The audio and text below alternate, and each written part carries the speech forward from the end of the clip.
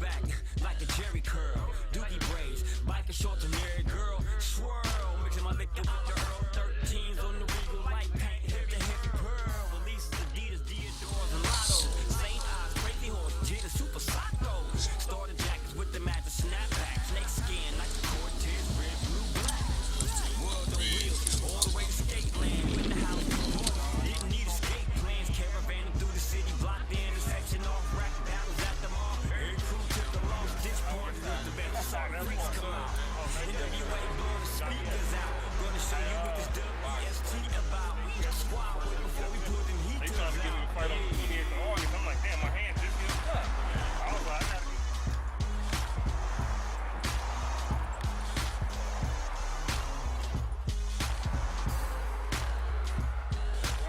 Yes, sir. Make it real. Get the real ones together now. Oh, it's about that time. You hear the drums being. Part of it. Maywood, I told you it's Maywood.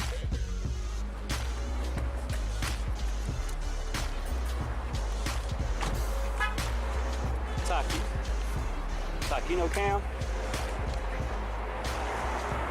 I'm standing.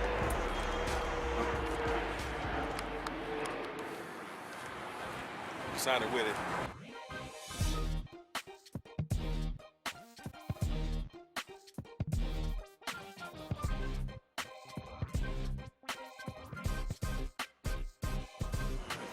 Got all the soldiers coming up on this side. So it's a family. Oh, they good. How about yours?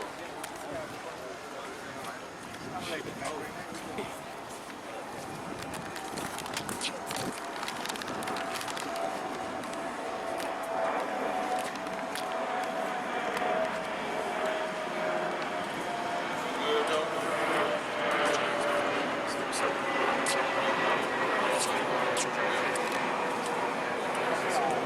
Hey, what's up, man? I just want to holler at you for a second. My name is Eastone. I got a radio show. That's an online radio show that I put together myself. It's Warzone. Yeah. Yeah. And I would love to, because we talk about what you talked about a lot. And you know, people don't realize what the problem we're dealing with is illiteracy. Yeah, that's, you know, part of it. It's part of it. Not all of it. My name is Khalid Muhammad. Black Power.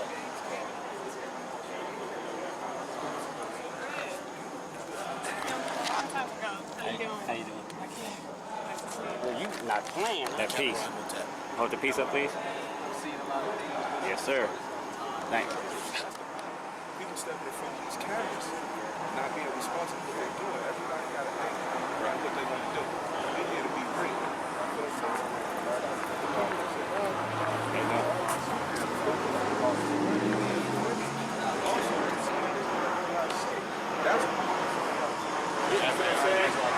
Because his job is he do what he do. I'm just listening to my just kind of I ain't gonna be now. It's kind of tired of the face. Me too. So material it's hard of the face. Me too. Rather than echoing what's going on the streets, I understand that's what that doesn't offer anybody an out. You gonna talk about all the killing, but at the same time you gotta give people some kind of angle to get out. You know, my mother and father pulled us out of LA. We worked hard and said, okay, I'm not gonna let my kids in this situation. You know, and that's the kind of solution we need to provide for our kids and the youth. We can't just keep echoing the bullshit that's going on. We see it.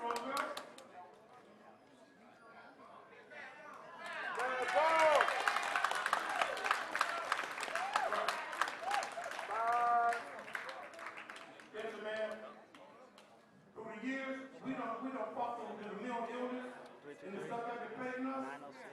And this brother is standing strong and diligent, and he's back here to do the work. But like I said from the beginning, man, I'm not no entertainer. You know, I'm a community interventionist that's coming here to fight for the people. So I like to introduce my boy Matt Bone. I don't really have much to say other than, man, I support the ceasefire, man. I support the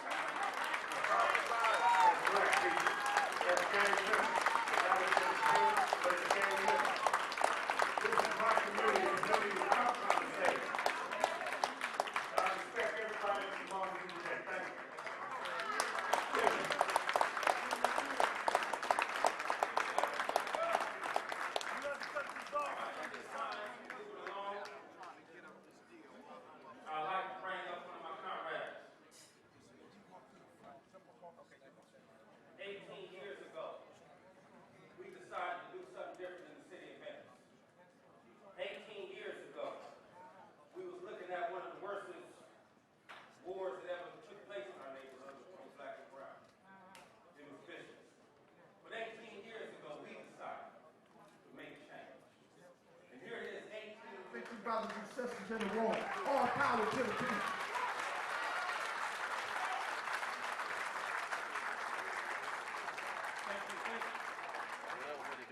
you can see, it's an overflow. So have patience with us because we are anxiously waiting to hear the keynote address. Latino brother who's been working diligently for over 20 years amongst the indigenous people, which, by the way, they are our brothers and sisters. Y'all know that, right? So we do have a common enemy that's been teaching and training us that this was the enemy, right? But this is not the enemy. And you will get it right now. Not here, here? But I would like to bring up a friend who will share a few words. His name is Alex Sanchez from Homies Unidos. Let's give him a round of applause.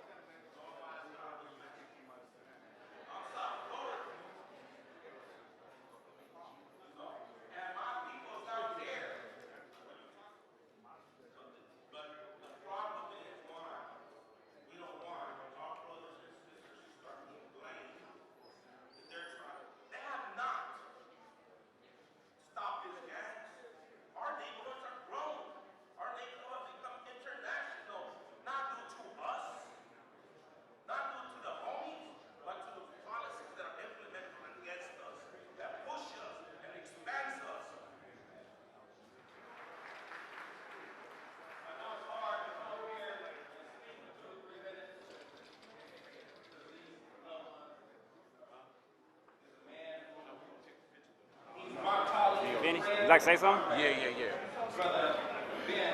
Okay. Just here, man, for this historic moment, and I just want to try to come there and be here as a half of my life I spent here in Los Angeles, the other half in New York City. And you know, as a resident, I just want to see people come together, man, and peace in these streets. You know, so I'm here. I want to document this situation and film it, and just make this what happened in '92 just continue for this next generation. Okay.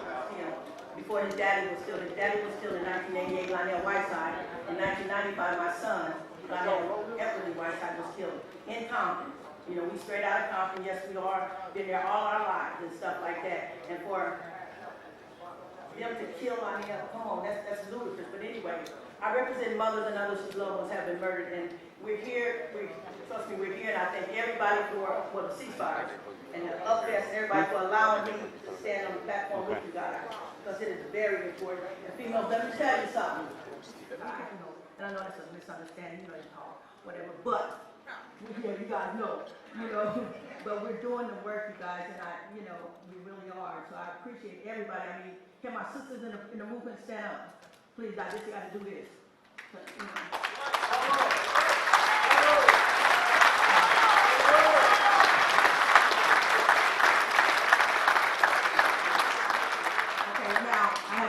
One more thing. I want my mothers or others whose loved ones have been murdered to stand up. If your loved one have been murdered, stand up and let them know. Yes, being shot too. And so again, like I said, back when Tookie was killed, to go form your own organization in your neighborhood and begin to affect change right here where you're from. So this next presenter, he did just that.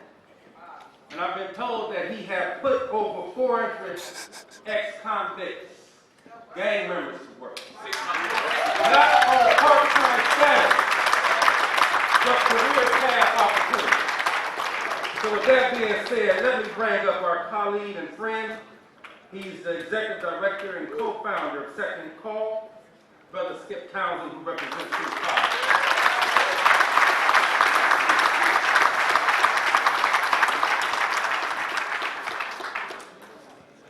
Good morning, good afternoon, everybody.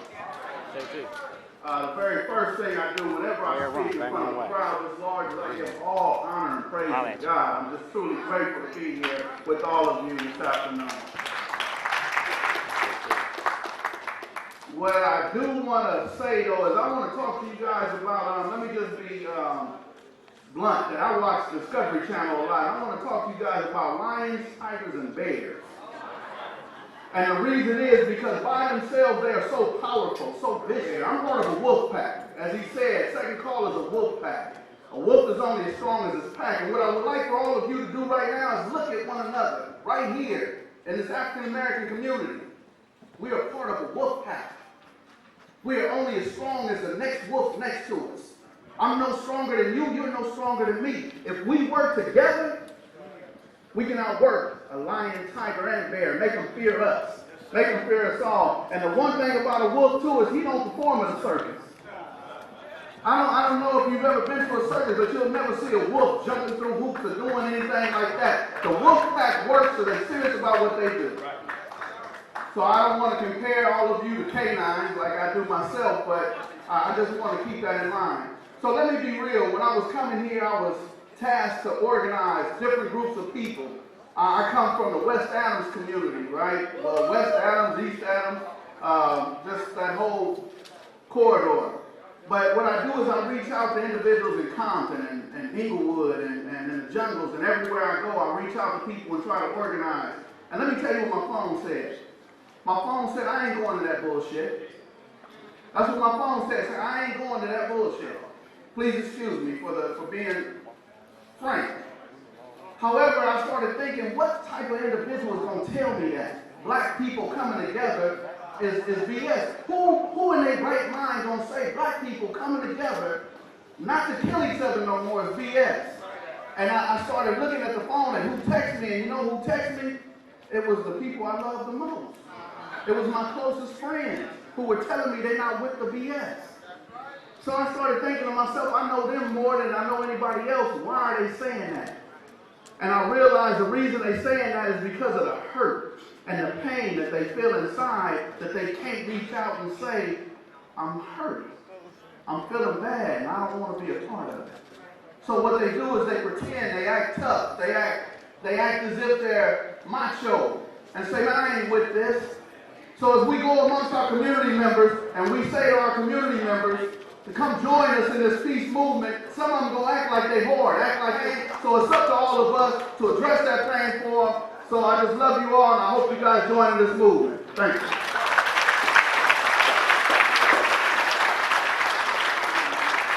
For the sake of time, we're going to again ask the speakers to keep the presentation brief for 3 minutes. There's a brother in the audience,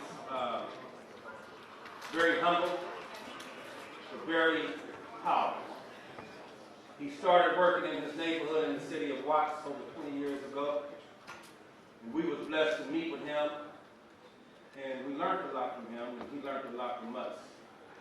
He's still on the front line working, doing a phenomenal work. He represents CSDI. He's the co-founder, I believe, of that organization. And I would be remiss in my duty if I didn't bring him to this mic. And his name is Brother Dawood Sherrill. Yes, sir. Let's give him a round of applause.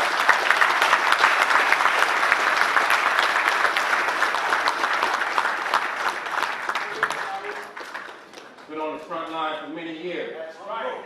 If you ain't got at least 10 in, then you see him be on the mic. But this brother got 10 plus 20. Brother Dawood Sherrill.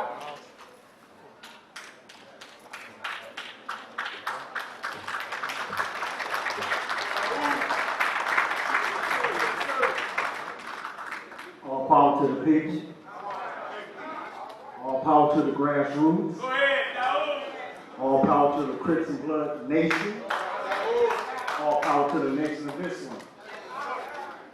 All power to the peace movement. And all power to the ceasefire movement. I mean, looking at this in the call, addressing celebrities and entertainers and organized efforts to try to stem something that's going on within our community with this, the black on black killing, the black on black crime. This is a real serious call. That's a real serious call. Because, a lot of us, dedicate our life to this whole process. I mean, lives.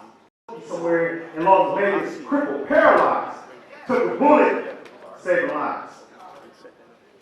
In 1992, the men of Watts stood up.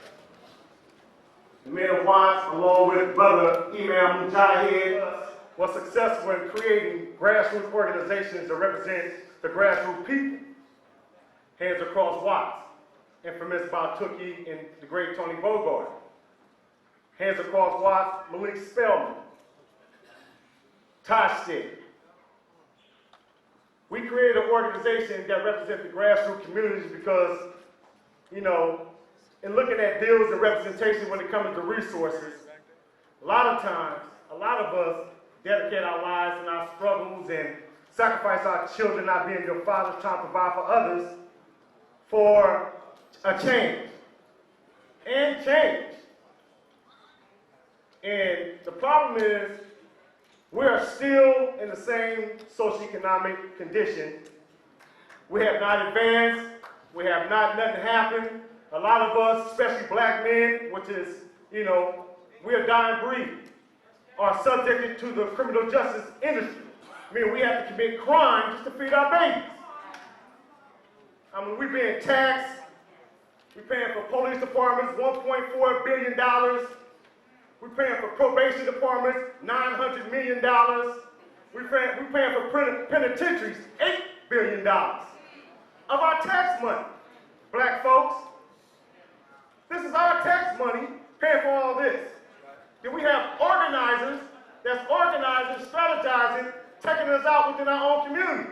Venice Showline, Watts, Compton. And this is the truth. We create the game truths for us, for peace, for unity, for power, to negotiate for us. In the 80s, in collaboration with the CIA, they infiltrated our neighborhood with crack cocaine. Devastated the lives of a lot of black men up under the 1994 crime bill. It's a deal being broken down. This is the grassroots. And we need to organize for a position of power and a position to represent the interests of the grassroots communities. Come on, black men. Let's go. It's time to go hard, and it's time to fight for the power, to renegotiate for the not the second generation, but the fourth generation of black people. Come on. The fourth generation. Let us unite. Grassroots. Go ahead. When I say grassroots, I mean the down and out, the ones who living in poverty, because we got some of us ain't living in poverty. Come on, grassroots. Send folks your leadership. It's time for us to unify and position ourselves for power. Black power. Black power. Oh, we can do better than that. Let's get combat for everything else. If y'all don't feel that, then we still get it to what time it is.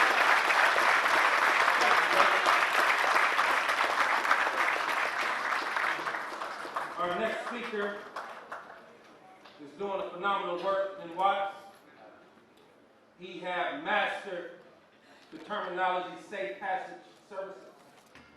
He works around the schools. He makes sure these young babies just able to get back and forth to school without violence. He's been able to travel all over this country promoting peace, promoting intervention, promoting prevention and what it means. So with no further ado, I would like to bring up Pastor Big Mike. Big Mike coming. Give him a round of applause. Come on, let's give the Lord a hand clap in the building. Come on, let's give him some praise all over the building, amen. Hallelujah this morning. Glory be to God. I just stopped by to tell you that I'm sick and tired of being sick and tired of losing our faith. Every time a black man kills another black man, you're a member of the Ku Klux Klan. I stopped by today and said, ceasefire. Put your guns down. Every neighborhood that's represented here today, I want you. In your neighborhood, it's a school. I want you to adopt that school. I want you to take care of that school. I want you to make sure that these kids travel to and from school safely. Even if they ain't from your hood.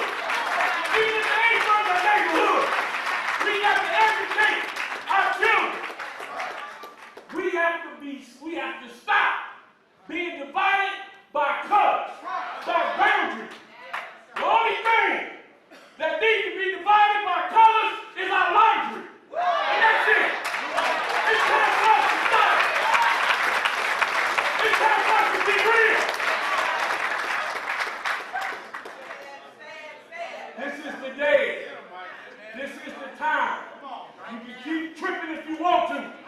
And you're going to turn around and it's just going to be you standing. We need to continue to take care of our neighborhood. Continue to get involved. Get involved with safe passage. Get involved with intervention. Because I'm going to tell you something. It's only you will be able to save the hood. It's you. I just want you to repeat after me. United LA. United LA. United LA. LA one love. LA one love. LA one love. LA one love. Ceasefire. Ceasefire. Ceasefire. Ceasefire. Ceasefire. Ceasefire. Ceasefire. Ceasefire.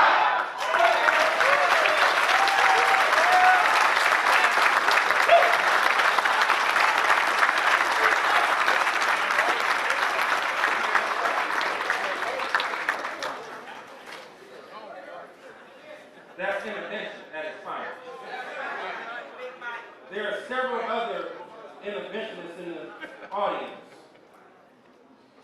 Time will not permit to each one of them to have a word, but the mere fact that they're present in this meeting tells us a lot. I have a man on the phone who is indigenous to this community, and we cannot forget about the loved ones that's locked up. As a matter of fact, all of the comrades throughout this city that got loved ones locked up, 3 things should happen if you ain't already doing this. Accept a phone call from them. Put your pen to work. Write it. And if you can, go pay a visit. Because some of the comrades feel that they have been forgotten about. And these are strong comrades, strong voices, and they are organizing across this whole system to bring a ceasefire, not only on the streets, but behind this wall. Yes, sir. I'll be great to spend on Jimmy a little bit of time, so I won't be long with it. First of all, I want to tell you guys that there's no God but Allah. No, I don't realize Muhammad is our messenger.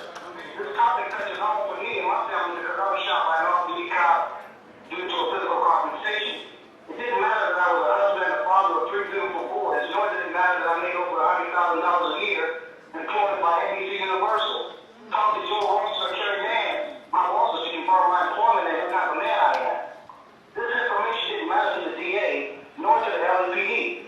They were more interested in my past than they were against it. And because I wouldn't snitch on my passenger to save my life when he jumped out and shot back, I was charged with attempted murder for the benefit of our street gang. Look at them out on my hands are closed. They just needed to save their own. Now I consider my set my second and third home. But when a man or a woman can't get equal protection in their own home, nor respect, we have to really think about the home we call ours.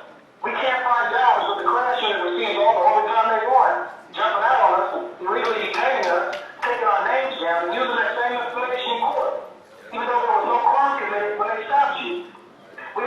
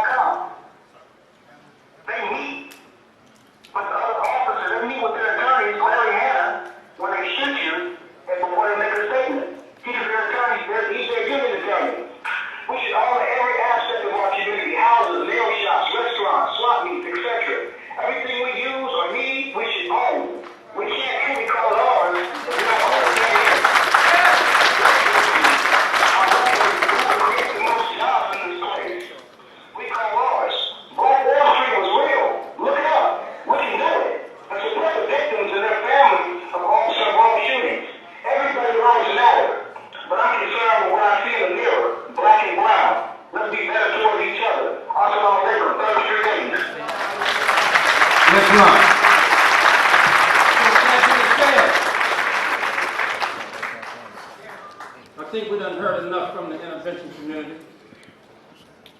Let's give them all a round of applause for coming up tonight.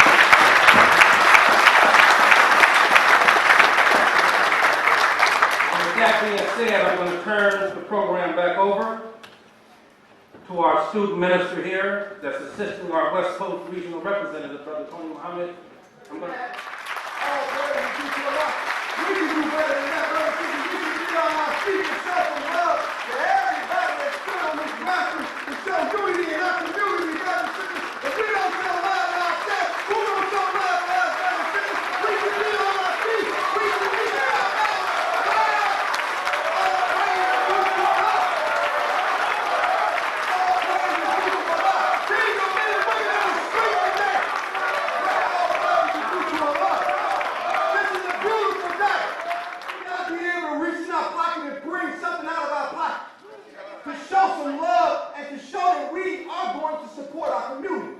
So we don't have a lot of time here, brothers and sisters, but we gotta raise a little bit of money. Everybody got quiet over now. Coming together, they don't want to see the different organizations coming together. So brothers and sisters, anybody got $100 that they can donate to this cause, to our unit. Anybody who got $100, my brother right there in the front row. Get that man a round of applause for the $100 donation.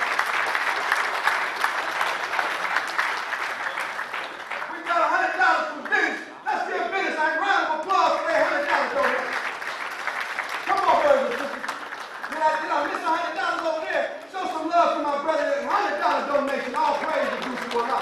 My sister's jumping up out of the seat, giving their donations, all praise is due to Allah. Anybody else? Anybody else? My brother, hey, they just popping up like popcorn now. Let's keep it moving, brothers and sisters. We don't need to take a lot of time to do this. You and I know that we gotta support our own. Is that right?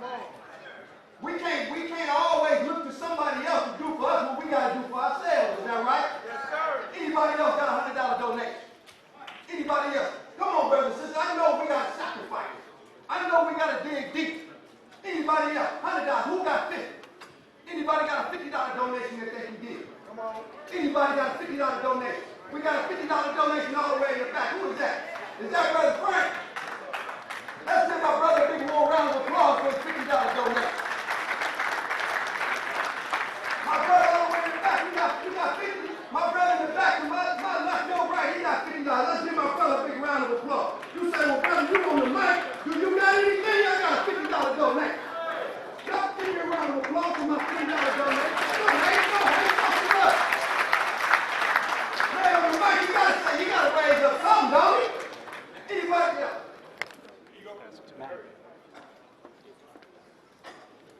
We got a brother on the end. He got a $500 donation. Let's show some love to my big brother on the end. My big brother on the end. Show some love. That man got $500. I don't think y'all know. That man, that's hard. He worked hard for that $500. That's JT, the bigger figure, $500. Let's give our brother JT the bigger figure. He donates. Oh, come on, brothers and sisters. Show some love. Oh, praise to Allah. Anybody else? Anybody else got a $50? My brother all the way in the back. To my left, your right. He got his hand up there, sister, all the way in the back. All the way in the back. Give my brother a round of applause for his $50 donation. We got to show love. We got to show the enemy that we support the ceasefire. We got to show the enemy that we support unity. Is that right? Anybody else got $50 on? $50 on. Reach in your pocket, get one of them there. Well, he ain't got nothing for you when he was living. He might as well help you while he did.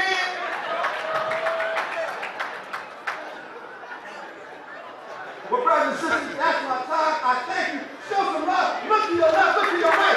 Smile at the brothers and sisters. Sit to your left, to your right. Show some love.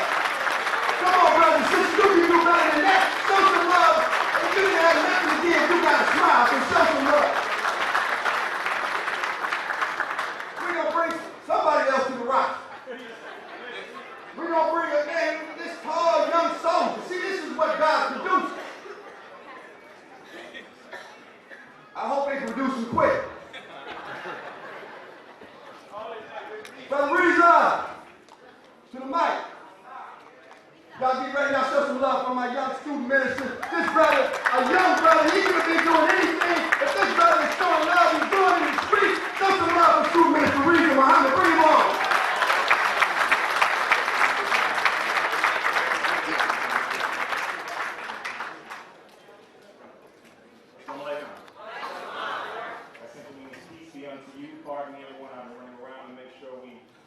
Have everything together. So can I take a deep breath?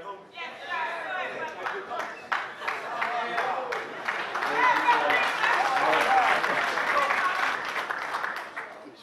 It took a lot for all of us to pull this together, and it is a beautiful thing.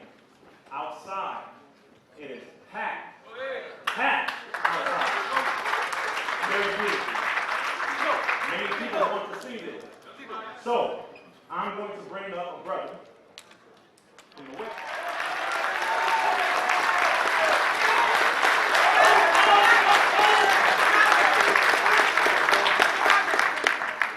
Peace in the name of God, the Most High, the Most Merciful.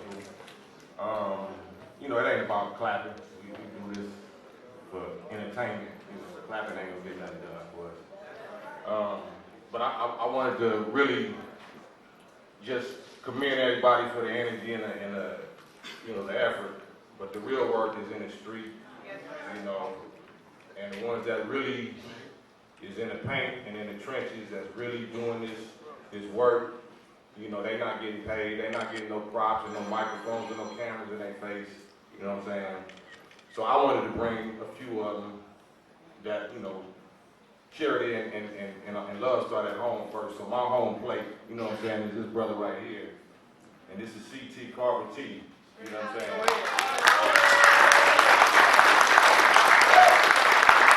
Well, you know, and it ain't about no Hollywood business. You know what I'm saying? These is warriors that's doing the real work. I just wanted y'all to see his face.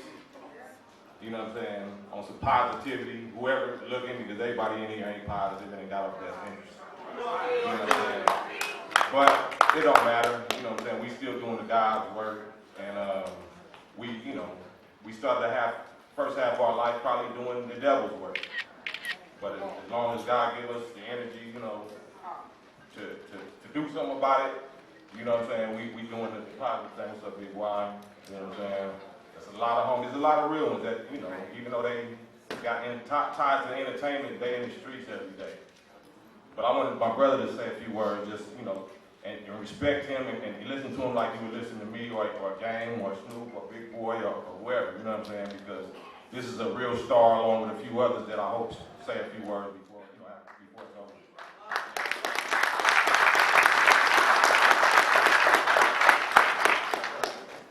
How y'all doing today? I wasn't gonna come today.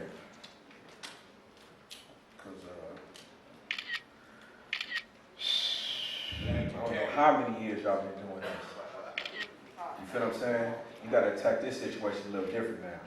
You feel me? I'm not supposed to be up here. I'm not trying to send nowhere. I gotta do what I gotta do on the street. There's dudes that wanna be somebody, that wanna be artists and whatnot, that wanna do music. You know what I'm saying? That's what I do this for. You know, that privilege was took from me when I got a life sentence. It took me 14 years to come back from that. So, it's not a lot of people that have the type of credibility that I have in the streets. You know what I mean? I'm talking about, you know, I was groomed by the people that started BL, that started UBN, that started CCO. You know, I was up there with them dudes. I ran them yards, you know. They gave that to me. You feel me? So it don't make no sense for me to come to the streets and have all that knowledge and come back out here with some bullshit. You feel what I'm saying? So, I'm a soft speaker, you know what I mean? But the problem is I know a lot of generals. And the problem is it ain't enough generals. This ain't gonna get it done. I see Long Beach, but Long Beach ain't got no problem with West South Power. You feel what I'm saying? I see Hoover, but Hoover ain't got no problem with Corbin Park. You know, I gotta talk about the 6-0s and the hoops. I gotta talk about the A-trays and the 6-0s. I gotta talk about West South Power, Corbin Park. I gotta talk about the Grassroots and Nicholson Gardens. You feel me? That's it. Y'all know how I'm talking up in here, the South Side, the black and brown situation. Y'all know how I'm talking up in here. So to see, you know, I see Long Beach in the building. You know what I mean? but it's like, what the Compton Crips at? What the Pirates at? So when y'all walk right back out this door, y'all walking right back into the same situation. Y'all that came in here, you know, for a good cause. You know what I mean? But that cause right there in that underworld, that got to go to the underworld, man.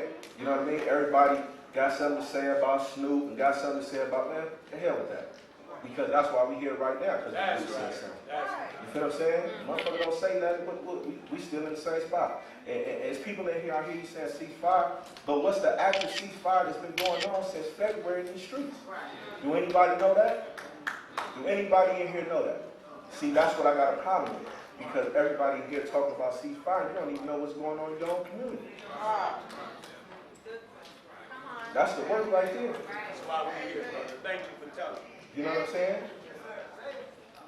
The making of this whole situation, and everybody get it wrong. You know, I had a gentleman that was coming here today who all this nonsense started. His name Zane Smith. It was his leather jacket at Centennial High School. You know what I mean? He's the one that's responsible for a lot of this stuff that's going on. You know what I mean?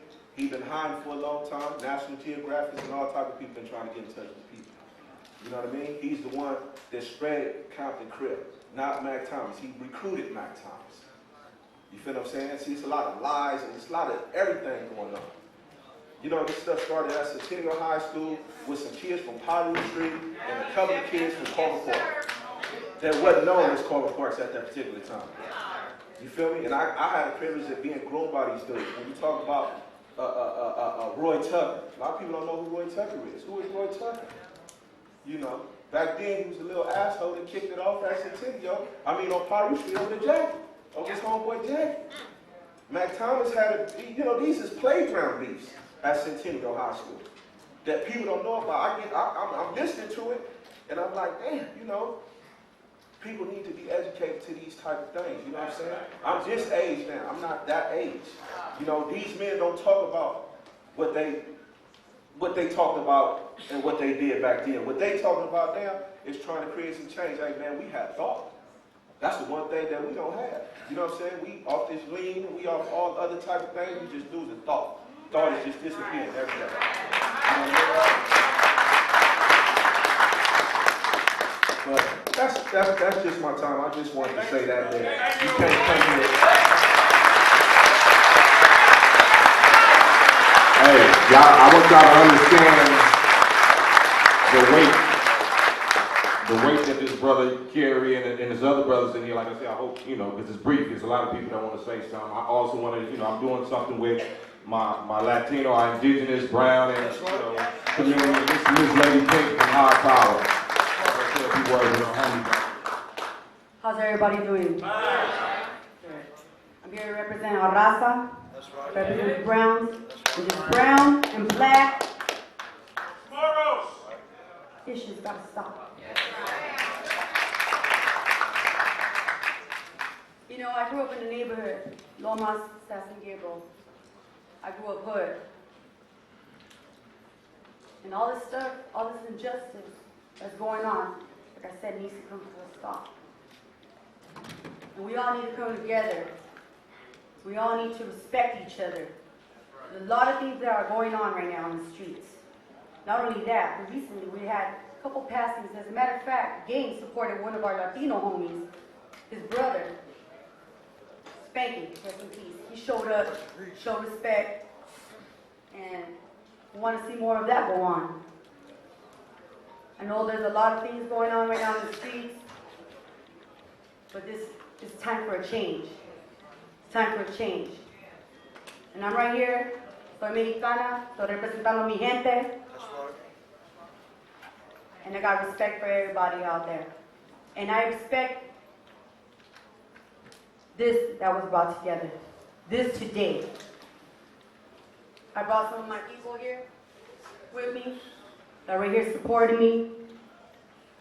And Mr. Capone, Mr. Criminal, they couldn't be here today, but I'm here to represent for us. Thank you guys. Let's say the team power. Also, let's go Tam. Much love. Like I said, I thank y'all. I also wanted to give a some attention to a brother that been on the front line. You know, he from these streets. He also a vet in the nation, and he don't never get a look. We went decades without getting no looks, and it's not about looks, but certain personal things he been going through lately that I had to bring him up. And he from Marvin Gangster, you know what I'm saying? But he's also known as Brother Jerome Muhammad, Shorty from the Lynch Mob. He's from the big jet. From Ice City, the Lynch Mob. He runs that Ice City, all of his gang.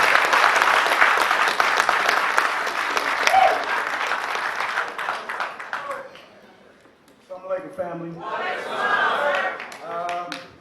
First of all, I want to thank Mr. Tony, the gangs of LA, you know what I'm saying, the rappers, Big Boy, Gang, you know, all of us who have been, you know, been doing this for quite a while. You know, it's hard, you know, when you see your family being slaughtered, you know, by your open enemy.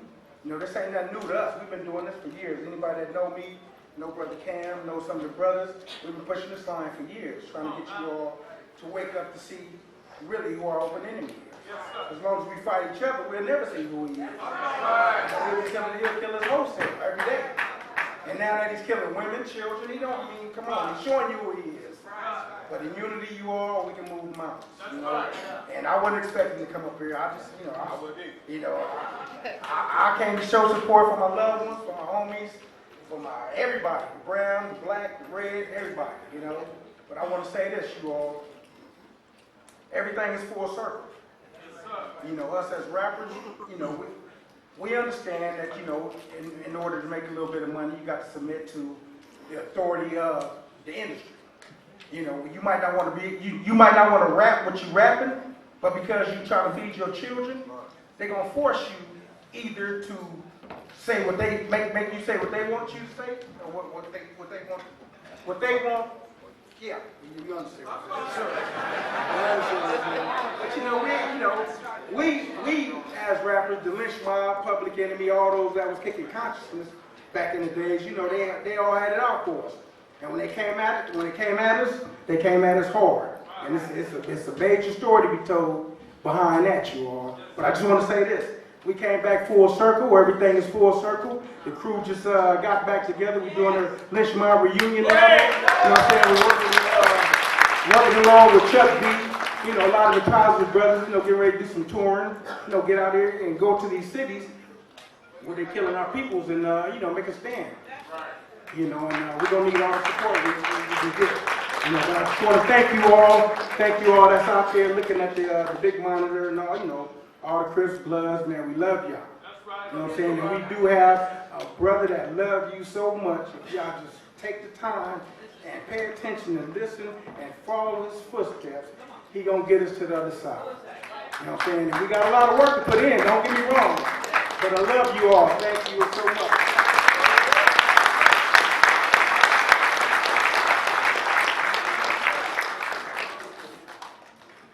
You guys can do better than that. Give him a hand. Give him a hand.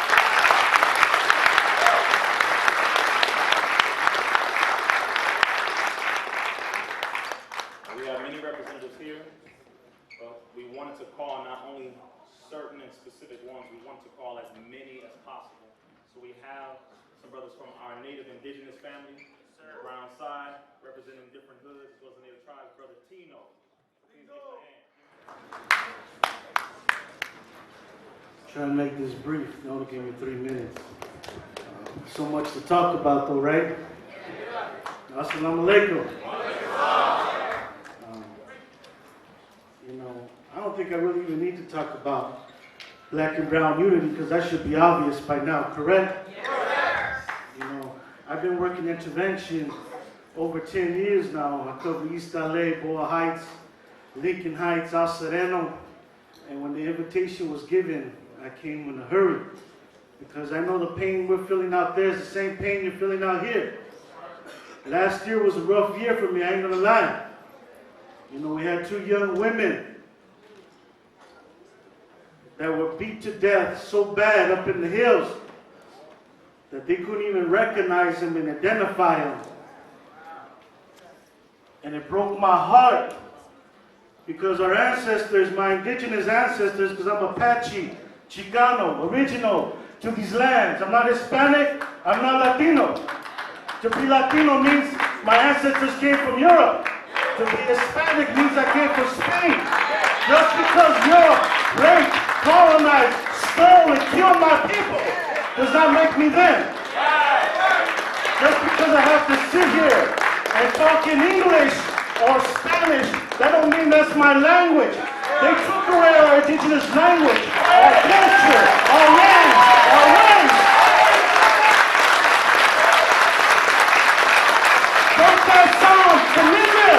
That's Paris. Whose else language did they take? Whose else culture did they take? Who did they take from another land to bring them here to be slaves? Because they killed so many of my ancestors. We need to replace our labor.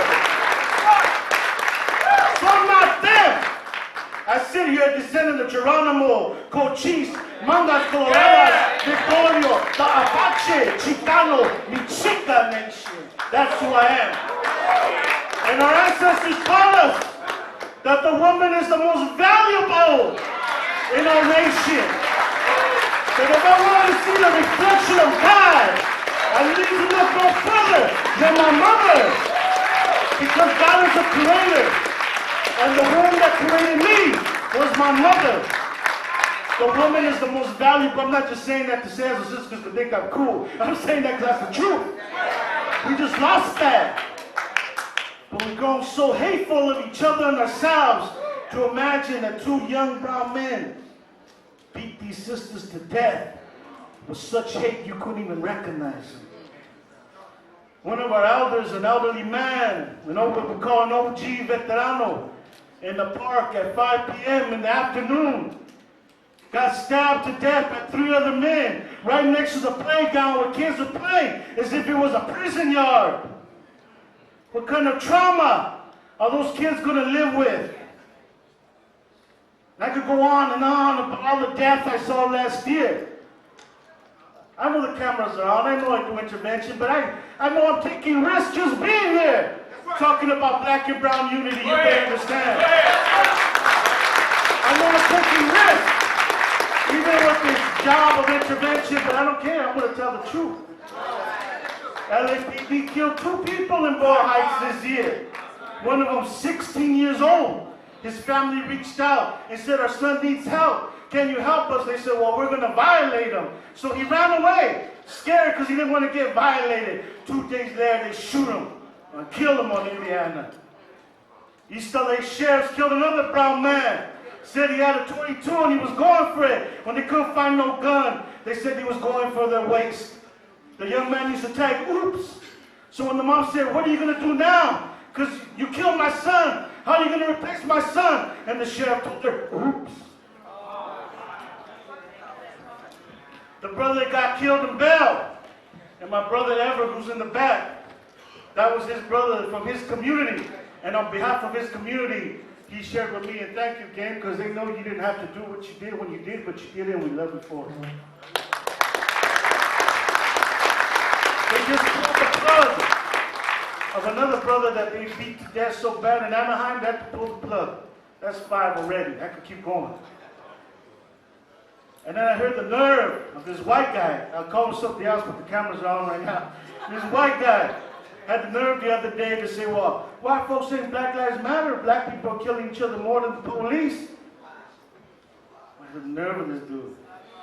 Because they didn't take an oath to serve and protect. That's the difference. They didn't take an oath that they're going to serve the people and protect us. Yet they're killing us in the thousands. And we're killing each other in the thousands. So I know my time's up. So they could sacrifice because they got so many on their side.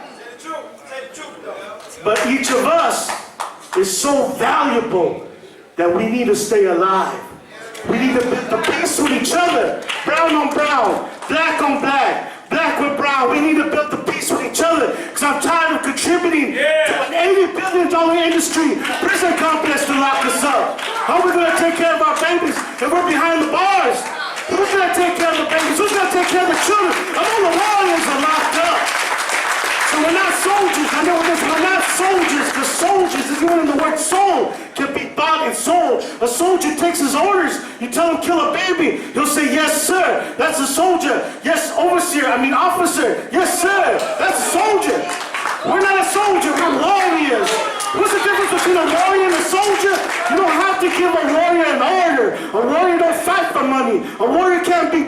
soul. A warrior fights for his children, his women, his people, his nation, his culture, his faith, until we're liberated. That's how we're going to do that.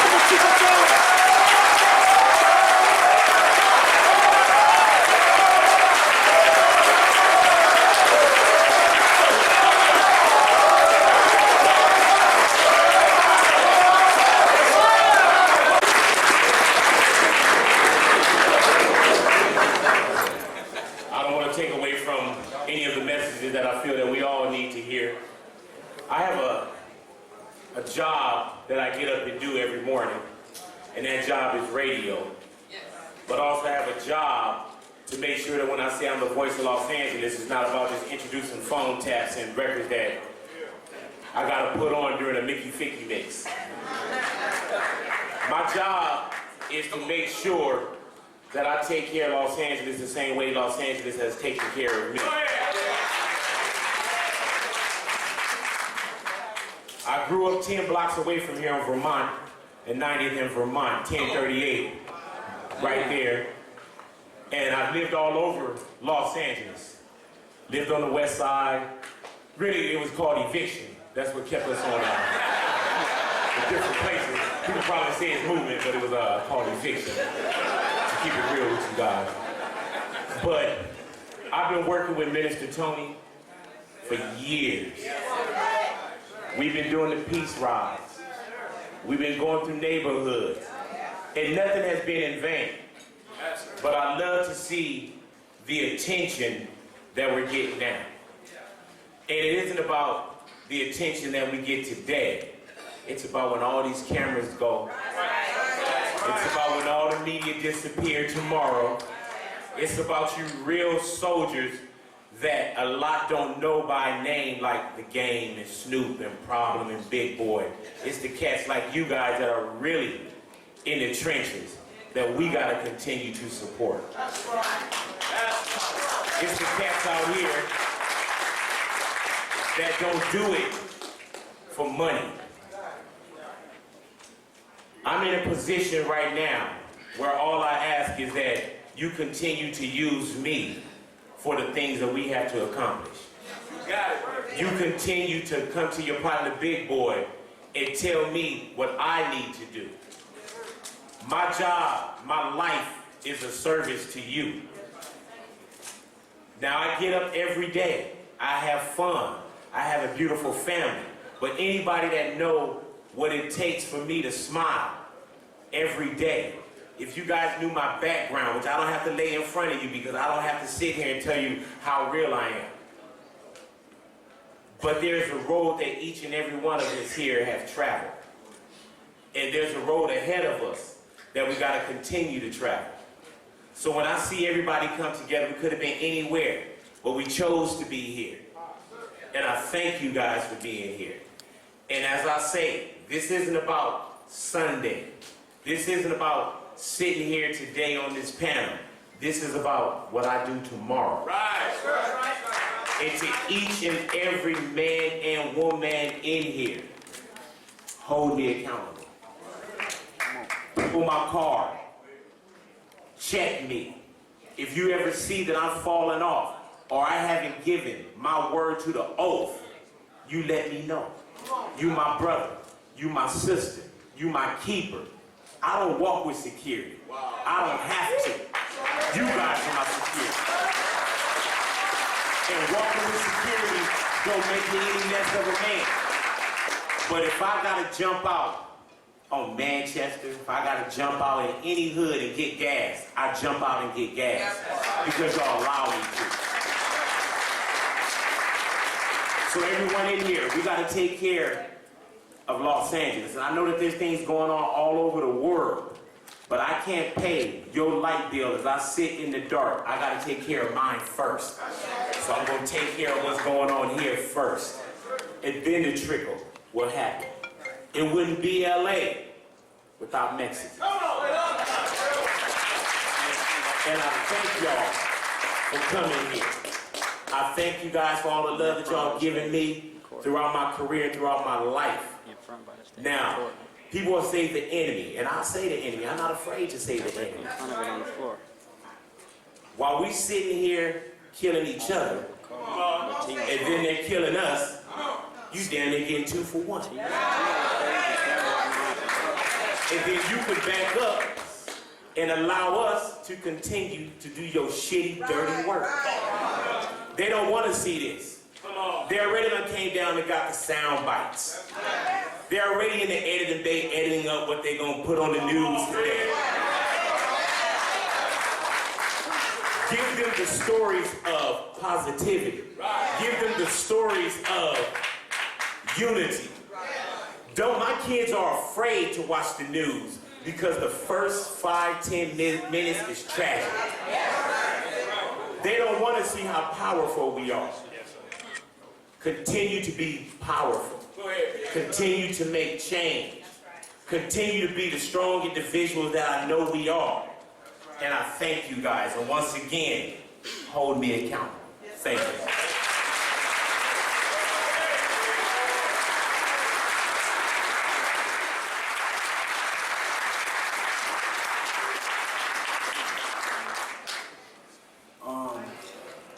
Number one, I can't stand up here without my brother Problem. This is both of us.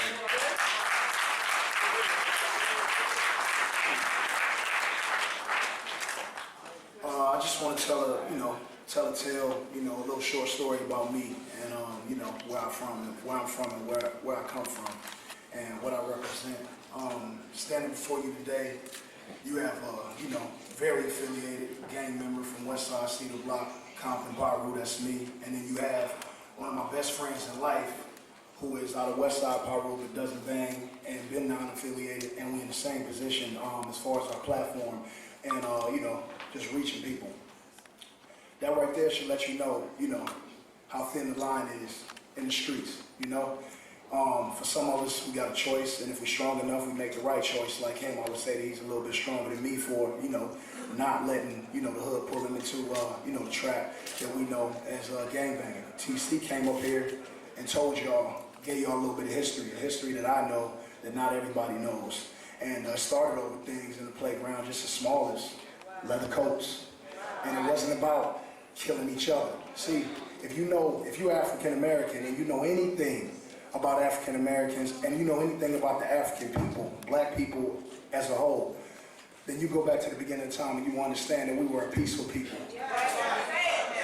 Strong, happy, dancing, nonviolent within the confines of ourselves as people. It wasn't until, we were violated, taken from our home and brought here to, do the devil's work for none other than the devil, that we got confused. And once they put us here and they, ration food and resources, and then they put food and resources, the ones that were able to keep the food and resources, they look like food to us. And so that's where the division came from. And, years and years later, we are here today, killing ourselves. For me, I say that Black Lives Matter, number one, because I'm black, my children are black, and Black lives do matter. But I will say on the same accord, I grew up in a foster home, and over decisions that my father made, where I seen the Child Welfare Bureau come and take me and my sisters out of the home and split us up. Wow. So we grew up different, and me and my foster home, I was the only black dude in my foster home. I grew up with Mexicans, and if a tear falls, it's because It's all right.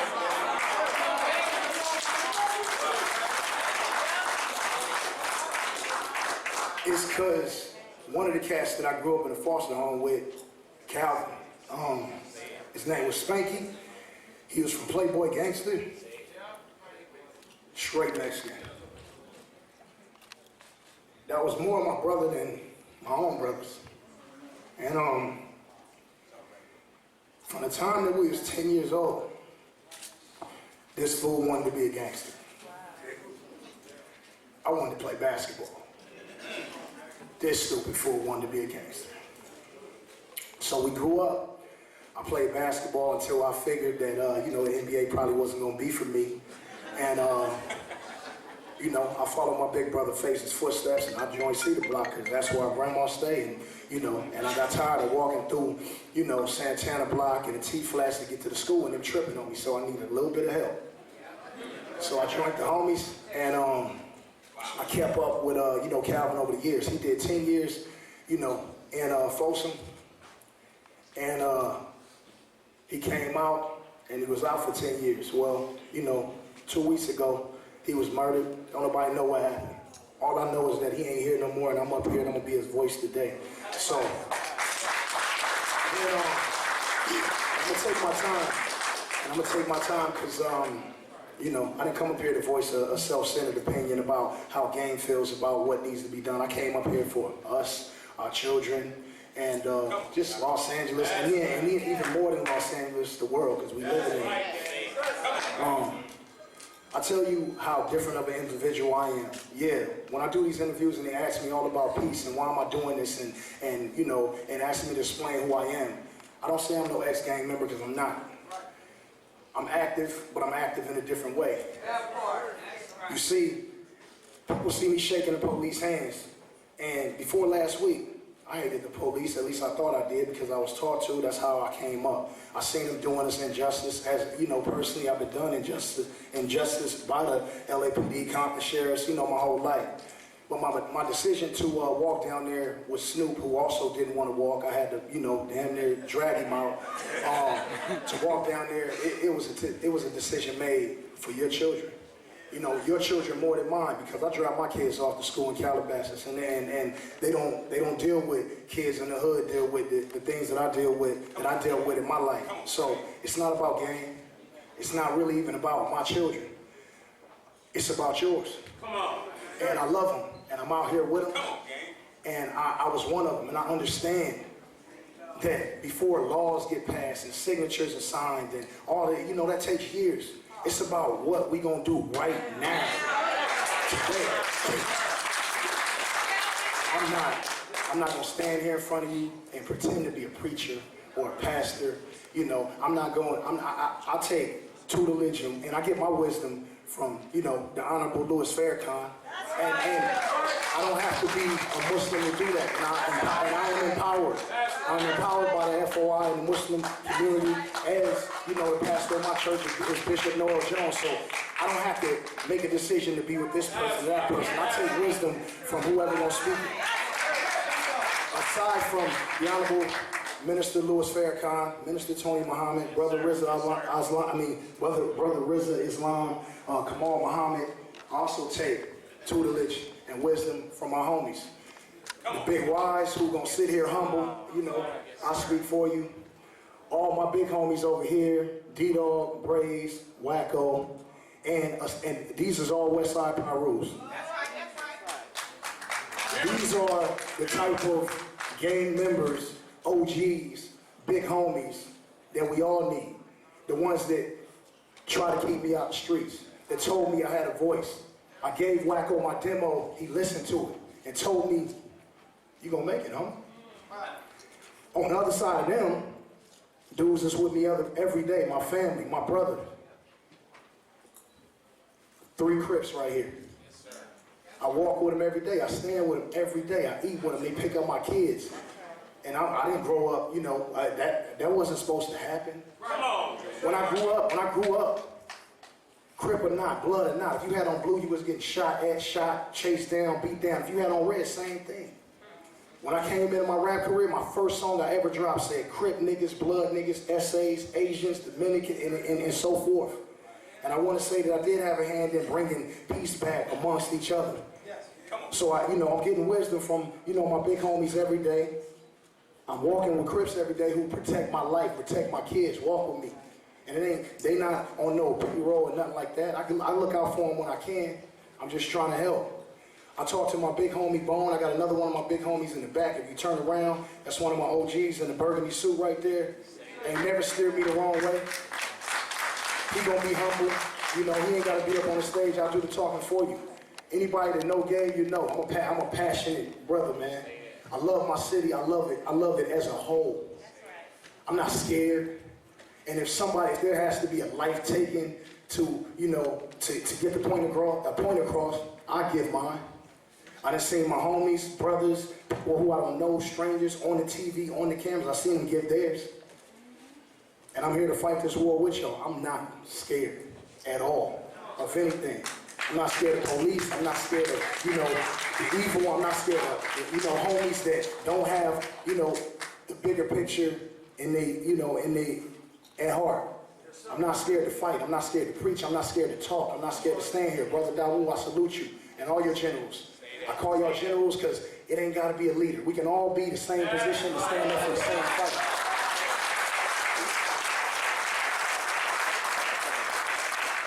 I ain't gonna take too much of y'all time, but I will say that, you know, there's a lot of naysayers, a lot of haters, a lot of people that don't want us in here, don't want me up here. They're gonna get on my Instagram and they're gonna say, oh, you sold out. Well, fuck you, homie.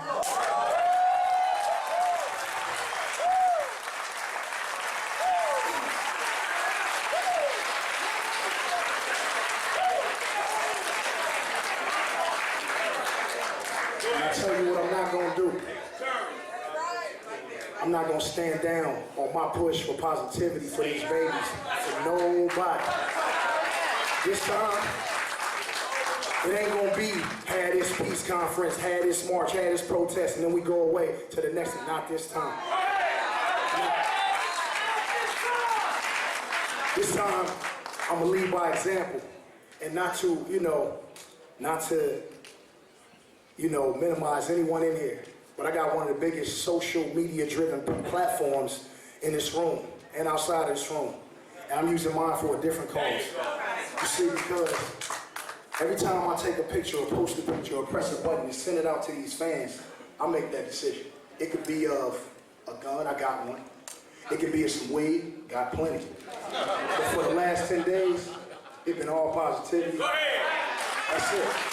And so, what I'm starting to see is our youth and these kids that follow me, the same ones that say, gang, let me hit that, pass me that. And we laugh about it. And I say, if you see me, I'll pull up and let you hit it. Now I'm seeing them same kids say, gang, I don't have a father, I don't have a voice. What you're doing is love.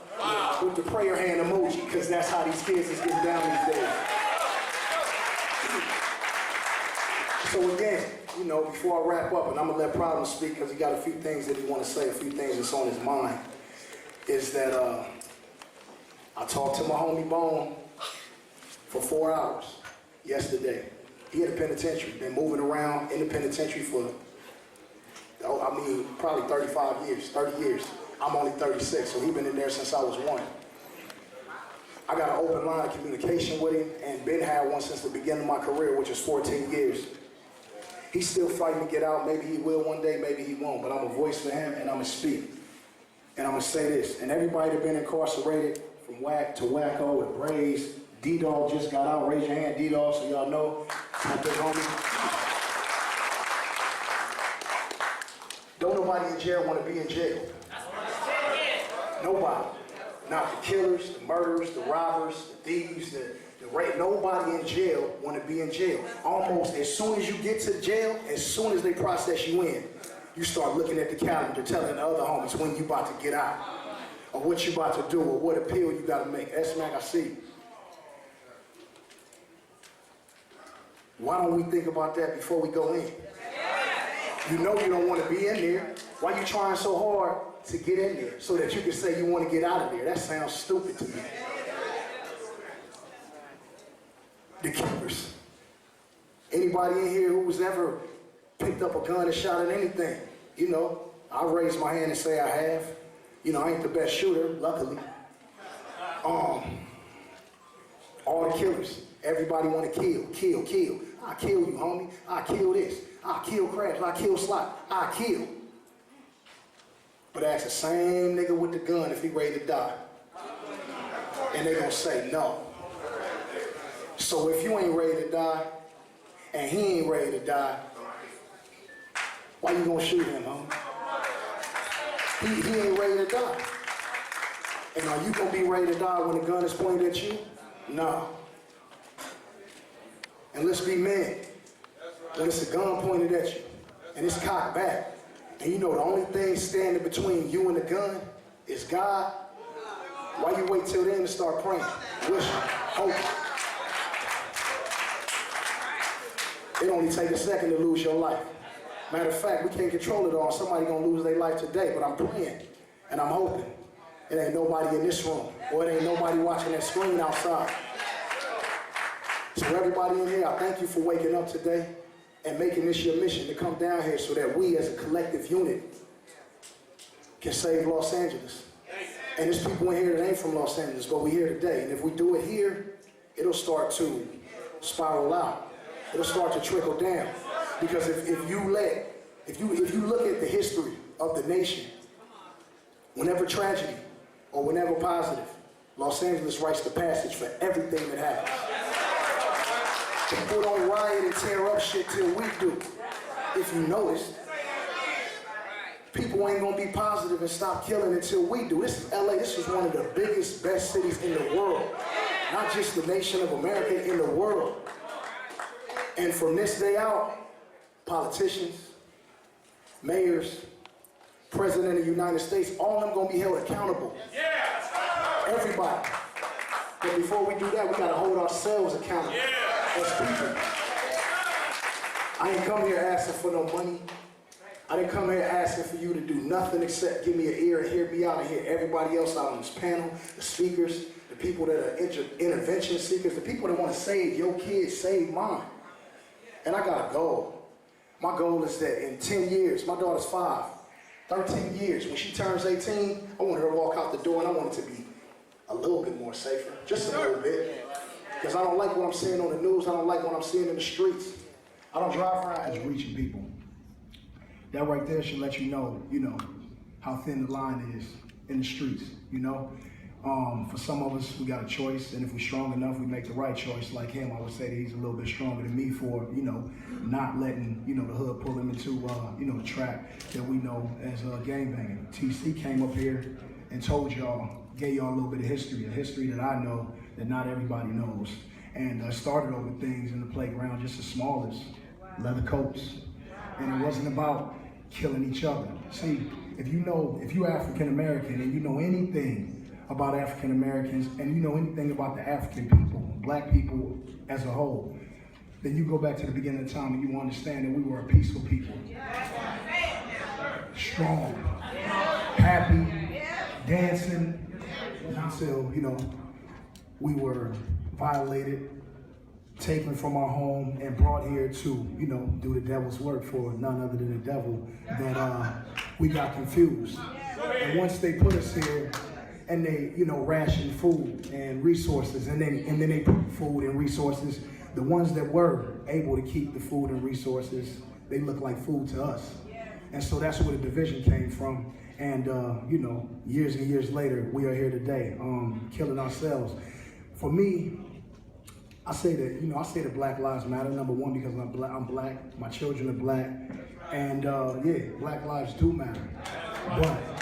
But I will say on the same accord, I grew up in a foster home, and over decisions that my father made, where I seen the Child Welfare Bureau come and take me and my sisters out of the home and split us up. Wow. So we grew up different, and me and my foster home, I was the only black dude in my foster home. I grew up with Mexicans, and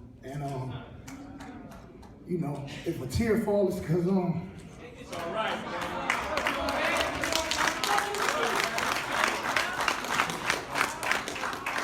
It's because one of the cats that I grew up in a foster home with, Calvin, his name was Spanky. He was from Playboy Gangster, straight Mexican. That was more my brother than my own brothers. And from the time that we was 10 years old, this fool wanted to be a gangster. I wanted to play basketball. This stupid fool wanted to be a gangster.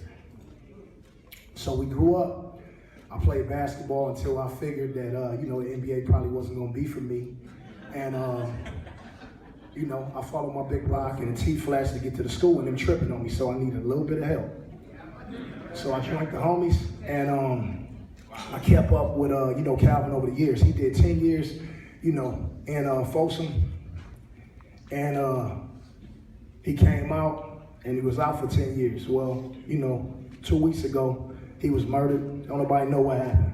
All I know is that he ain't here no more, and I'm up here and I'm gonna be his voice today. So, then, I'm gonna take my time. And I'm gonna take my time because, you know, I didn't come up here to voice a self-centered opinion about how gang feels about what needs to be done. I came up here for us, our children, and just Los Angeles, and then even more than Los Angeles, the world, because we live in it. I tell you how different of an individual I am. Yeah, when I do these interviews and they ask me all about peace and why am I doing this and you know, and ask me to explain who I am, I don't say I'm no ex-gang member because I'm not. I'm active, but I'm active in a different way. You see, people see me shaking the police hands, and before last week, I hated the police, at least I thought I did because I was taught to, that's how I came up. I seen them doing this injustice, as you know, personally I've been done injustice by the LAPD, Compton sheriffs, you know, my whole life. But my decision to walk down there with Snoop, who also didn't want to walk, I had to, you know, damn near drag him out. To walk down there, it was a decision made for your children. You know, your children more than mine, because I dropped my kids off to school in Calabasas, and they don't deal with kids in the hood, deal with the things that I dealt with in my life. So it's not about gang. It's not really even about my children. It's about yours. Come on. And I love them, and I'm out here with them. Come on, gang. And I was one of them, and I understand that before laws get passed and signatures are signed and all that, you know, that takes years. It's about what we gonna do right now, today. I'm not gonna stand here in front of you and pretend to be a preacher or a pastor. You know, I take tutelage and I get my wisdom from, you know, the Honorable Louis Farrakhan, and I don't have to be a Muslim to do that, and I am empowered.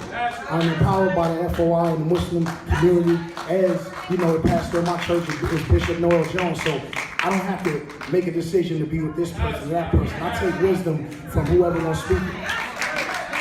Aside from the Honorable Minister Louis Farrakhan, Minister Tony Muhammad, Brother Rizza Islam, Kamal Muhammad, I also take tutelage and wisdom from my homies.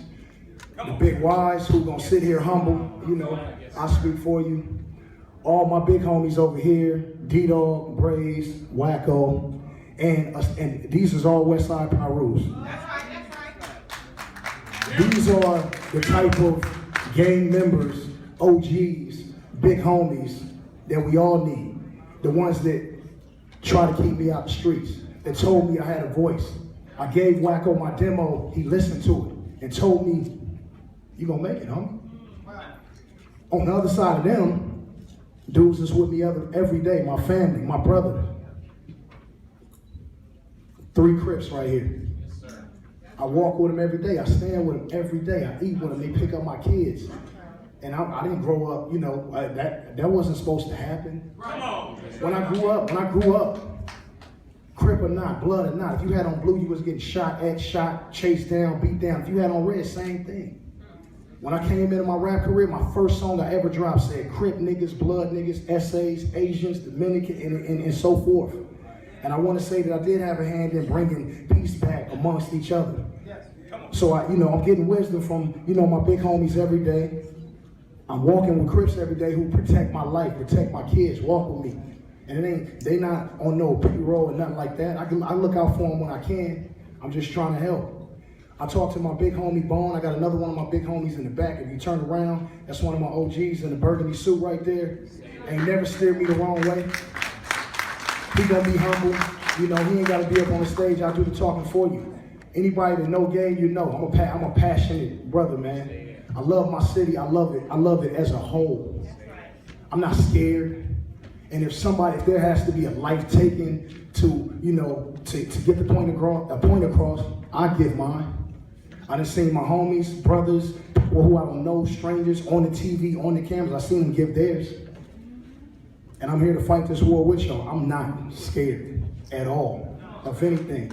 I'm not scared of police. I'm not scared of, you know, the evil. I'm not scared of, you know, homies that don't have, you know, the bigger picture at heart. I'm not scared to fight. I'm not scared to preach. I'm not scared to talk. I'm not scared to stand here. Brother Dawu, I salute you and all your generals. I call y'all generals because it ain't got to be a leader. We can all be the same position to stand up for the same fight.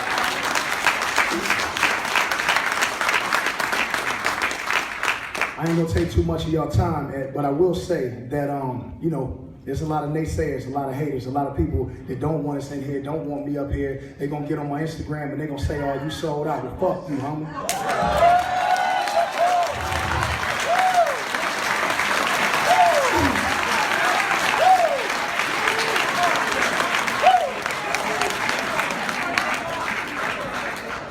And I tell you what I'm not gonna do.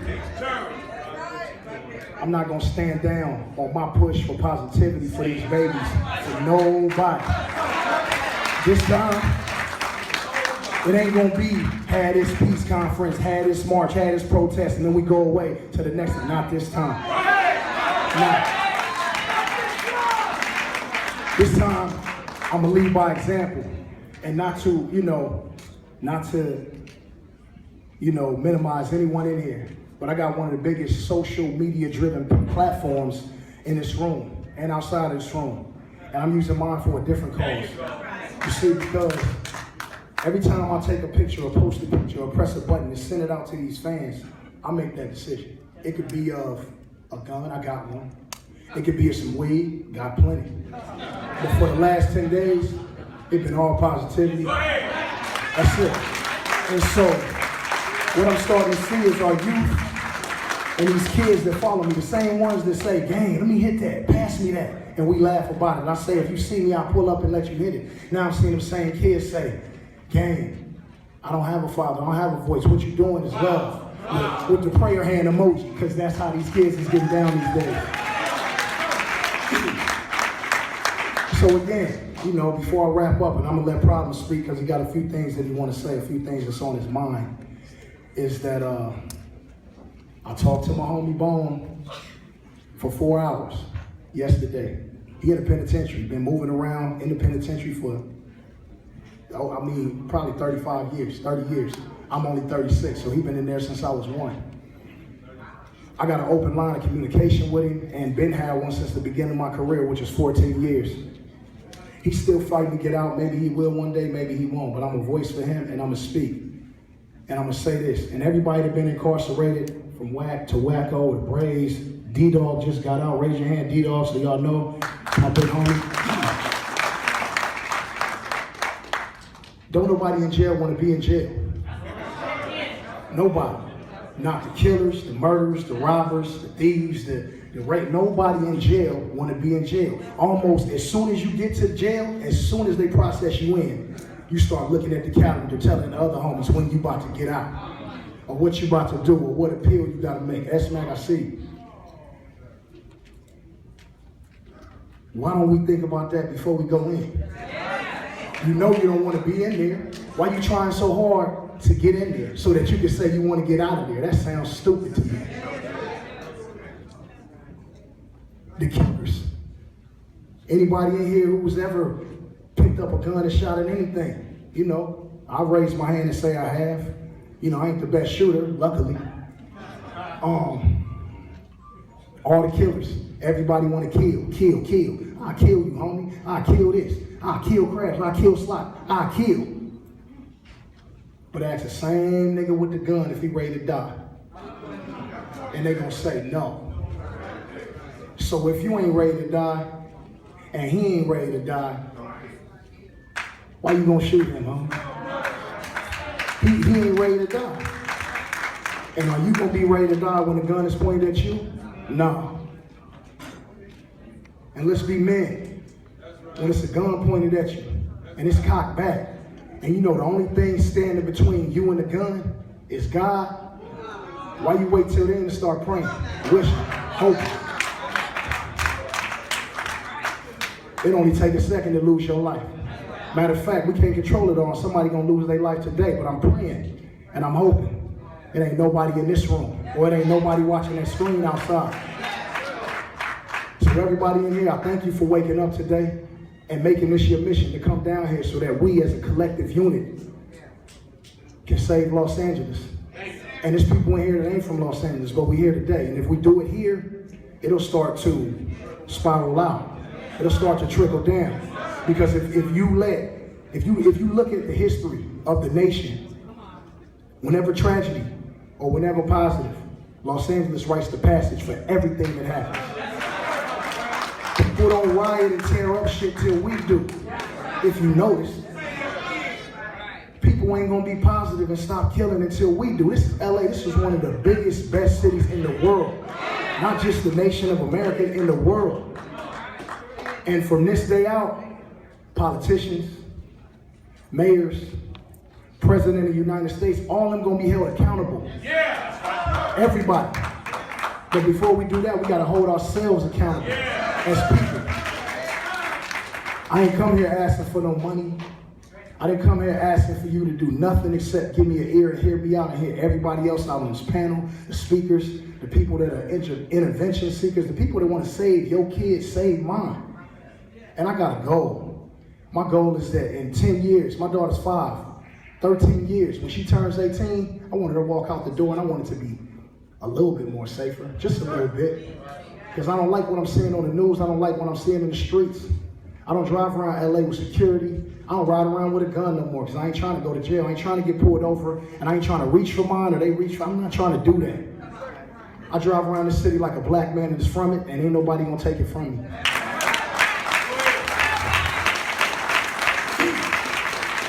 I never intended for my spiel to be this long.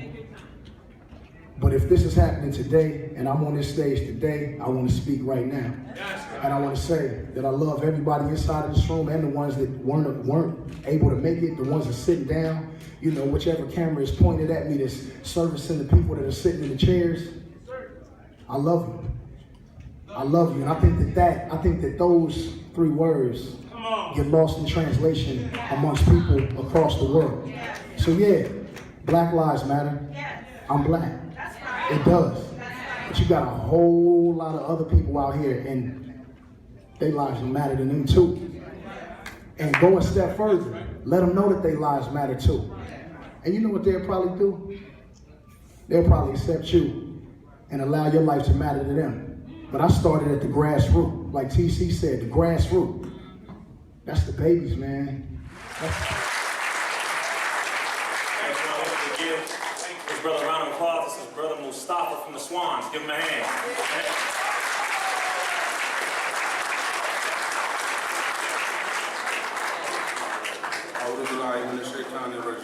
Bismillahirrahmanirrahim.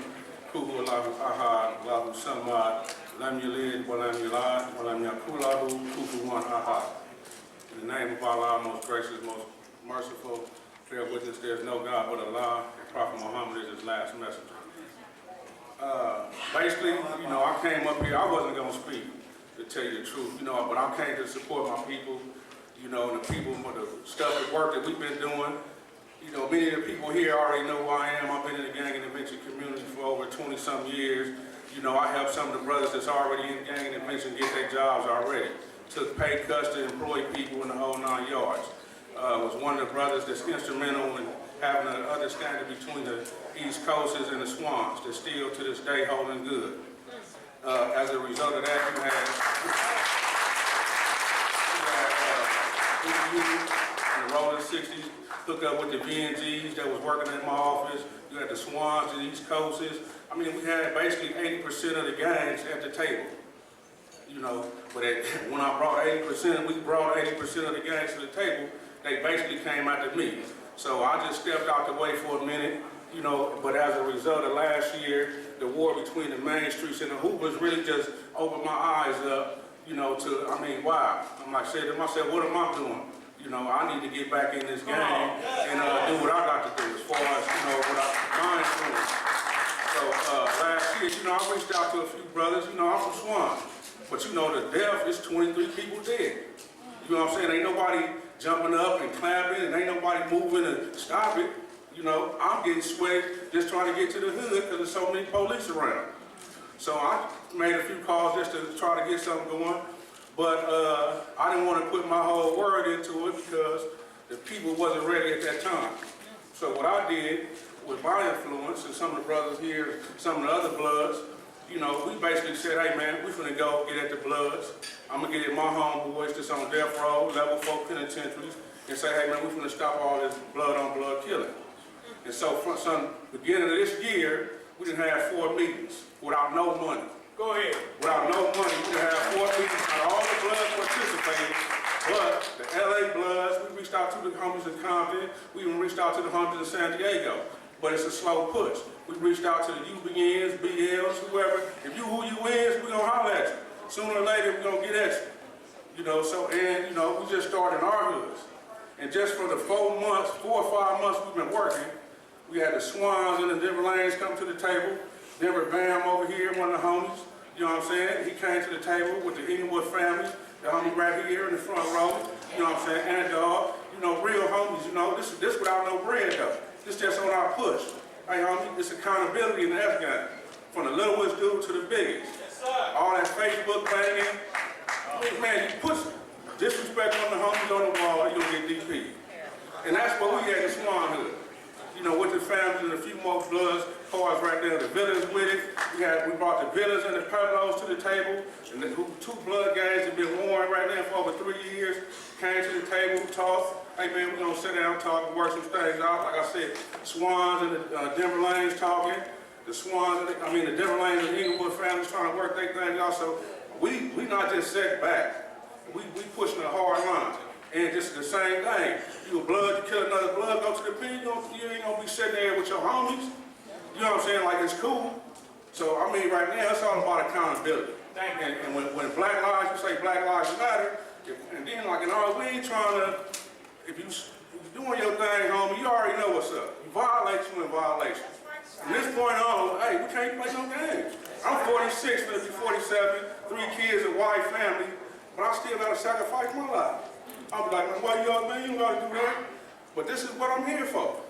So I'm saying, my homies here, they down with it. The homie Chase, you know, and the other people that's down in our community, man. So we pushing forward. We've been getting at the different Bloods things. The homie Skip, they doing good work in Compton and LA. They wanted to combine both of those people. So don't think that the hoods, you know, is just sitting back. Certain hoods is really in the streets, really getting at people. Hey man, and I told the Crips, because I work with both sides. Like I say, I took a pay cut, took my check and cut it to hire 3 East Coasters and 3 Swans. You know what I'm saying? And 3 Muslims. You know, so it ain't about when you get the money, what you gonna do with the money. You know what I'm saying? They try to bring accusations on me, not to make this on me. I stole $3,000 out of a $700,000 check once a year for over 15 years. I'm gonna all of a sudden pocket $3,000. Come on, not get out of the way. I done took pay cuts. But all I'm saying this to say is that we gotta continue pushing forward, and at the same time, we can't keep going for the okie doke. When I say okie doke, leaders get in front of us, promising us stuff, and then get up out of here. You know, I like what Game said. He said, okay, from this day forward, well, what's up? You know what I'm saying? I don't know Game personally, but he helped my home D-Rock out with a basketball league. You know, just on some other little stuff that, you know, D-Rock, you know what I'm saying? So, but I never met Game. But I know the work that he do in the community. But what I'm saying is, we ready to push this. You know what I'm saying? And, you know, that's it.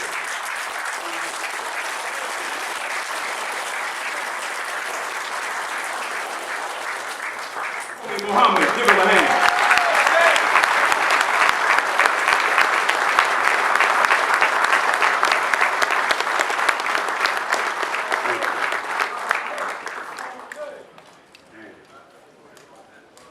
In the name of Almighty God, the beneficent, the merciful, the one God to whom praise is certainly forever due. Dear family, I don't care how old any of us get to be in this world's life. Not one of us have enough breath in our body to thank God for the many powerful servants that came from him in a mighty line of development. I thank him for Abraham. I thank him for Moses. I thank him for the perfect example ever shown from any human being that has ever existed, and that is Jesus Christ. I thank him for Muhammad. I thank him for Buddha, for Zoroaster.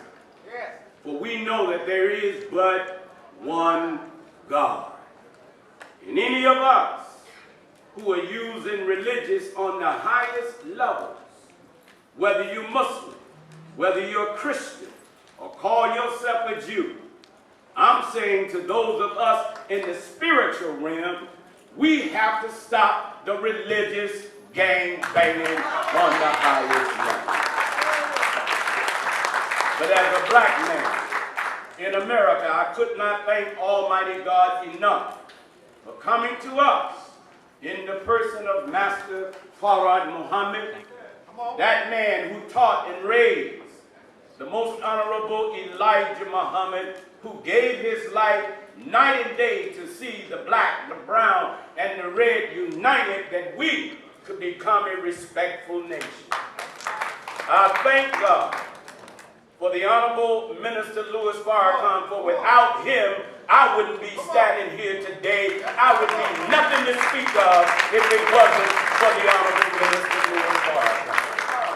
So in their names, I greet all of you, and something that all of us need, now even this country needs, and that is peace.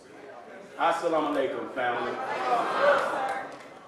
Brothers and sisters, on behalf of a grateful nation, I'm here to represent to you the best I can. A man that I pray to Almighty God that I'm just able to touch the hem of his garment. I'm not here to proclaim myself as no leader. I hate that. I'd rather be a brother. I ain't nobody's leader. I'm following a leader. I just like to serve. I've never claimed to be none of y'all's leaders. If you ain't said I'm your leader, I ain't your leader. But I wish you would just say I'm your brother. I will give all in my power to see the black, the brown, and the red go free. But I do want to thank anything that I am since I've been here in Los Angeles is because of people like this on this stage and those who spoke. I refuse to let the enemy separate me from the Black Panther Party. I refuse to let the enemy say to me that Black Lives Matter is wrong. No, anybody that's getting at you is all right with me. I refuse to let somebody tell me that the SCLC, the NAACP is wrong. I'm here to tell you, brothers and sisters, that our enemy ain't even the white man. Our enemy is ignorance. I'm going to say that again. The biggest enemy we have is ignorance. And I'm here as a result of everybody that's on this stage. I want to thank Almighty God for this brother, the gang. I don't think we showed him enough love. It took courage to do what this brother did and going and shaking an institution hand that has been known for hurting us. I don't think you heard it. Y'all need to give it. I don't care what you think. What he did was big in my eye, and I thank God for him for doing that. I want to thank God for this institution, for people who want to say the Nation of Islam hate white people. We ain't got time for that. We gonna hold them accountable though. We ain't gonna let them get by. We gonna speak truth to power and responsibility to the victim. But I have to thank God for this institution, for this place being here. And ever since the Church of Scientology has been here, they've opened up their doors for Vicky Lindsay, for a ceasefire, for anybody who's ever wanted to come here. So for somebody to say that black and white ain't together, but what we will do is speak straight words to one another. So give them a hand for allowing us to be in their house. I'm not going to be long. I just want to say these words to all of us that are here. Today, the police chief, he came up to show his respect looking forward before uniting us of meeting with nobody. No, listen to what I'm saying. I respect any institution. But I'm saying to the gang, the so-called gangs, you know who you are? These words is in the book of Ezekiel, and the Honorable Minister Louis Farrakhan said, brother, tell the gangs these words and the street organizations who's really our salvation. You are called the Joshua generation. There have never been another generation that have been produced like you. You are non-compromising, ain't no punk in you, ain't no coward in you. The only thing you need is some guidance. And when you line up with right guidance, we can turn the war-torn streets of South Central into an oasis. When you and I unite, we can change the reality under which we live. Don't tell me we can't unite. Some of us sound just like the dry bones was talking in the book of Ezekiel when they said, we'll never come together again. The dry bones were saying, our hope is lost. We'll never unite. Stop talking like that. So the Son of Man was told, prophesy to the wind. And Minister Farrakhan said for me to tell you, the winds are going to blow on us until we're forced to unite. How are the winds blowing? They're blowing on us in the mindset of a white supremacy. And you don't have to be white to have that kind of mindset. Oh, I don't think you heard me. You don't have to be white to have the mindset of a white supremacist. Number one, a white supremacist devalues black life. Do we?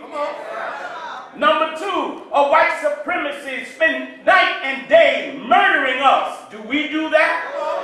When we give him his mind back, when we come out of his valence and return back to the original black man, you are actually a God, brother and sister, children of the Most High God. These are the three things I ask us not to fall victim to. I will never, with the help of God, be envious of the Black Panther movement. I will never be envious of gang intervention or the church. I will never allow nobody to divide me from Black Lives Matter. I'm asking us, we got to do like our open enemy do. Whenever America want to destroy some African nation, she have allies. Did y'all hear me? She got allies. She called on her European brother called France. Then she called on her European brother called Great Britain. Then she called on her European brother called Germany, called Russia. Whenever they want to crush Africa, and each one of them have a different weapon they bring to the endeavor. Well, damn it, we got to be like that. We got to be allies. Don't expect the nation to do the way you do it, but we going to come on. Don't expect the Black Panther to be like the Nation of Islam, or the church to be like the Black Panther, or the blood to be like the Crip, or Game got to be like Snoop, or Snoop got to be like Game, or Big Boy got to be like somebody else. Any of us, whatever we do to bring unity and put it on our enemy, we got to unite and stop the envy and stop the jealousy, brothers and sisters. I'm here because of women like Sister Vicki Lindsay. Every black woman that has lost a child to gang violence, stand up. Stand up. Every black person that has lost a loved one to gang violence, stand up. That's a trick question. Wow. Brothers and sisters, we have to, when this unite, it's over. Thank you, have a seat. I close, because you've been taught very well by everybody. These are the words that comes out of the Bible. The book of Ephesians, it says, we war not against the rulers of the darkness of this world. We war against spiritual wickedness in high places. The Honorable Minister Louis Farrakhan just sent me on a tour. Do you know that right now we did not realize till last year when Bobby Kennedy saw that Minister Farrakhan was the only black leader that he could trust?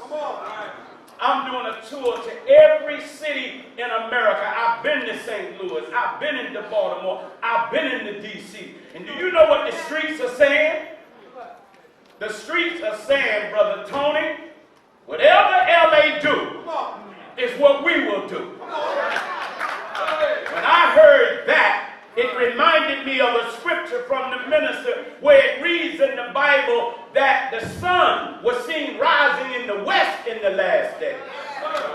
And whatever the Bloods, the Crips, and the essays, whatever you do in LA, it's felt in Mississippi, it's felt in Alabama, it's felt in Chicago, it's felt in New York. Do you know it's some niggas in Alabama on tractors calling themselves Bloods and Crips doing drive-bys with tomatoes?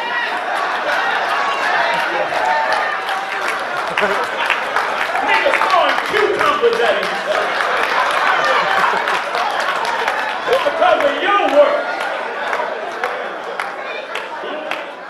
When the Games speak up, when will.i.am speak up, when Snoop Dogg speak up, and when we tell the record labels, go to hell, you ain't gonna tell us what to rap about. You ain't gonna tell us what to sing about. We gonna sing about some black unity today, some brown unity today, some Native American unity today. And when they do that, we gotta support them.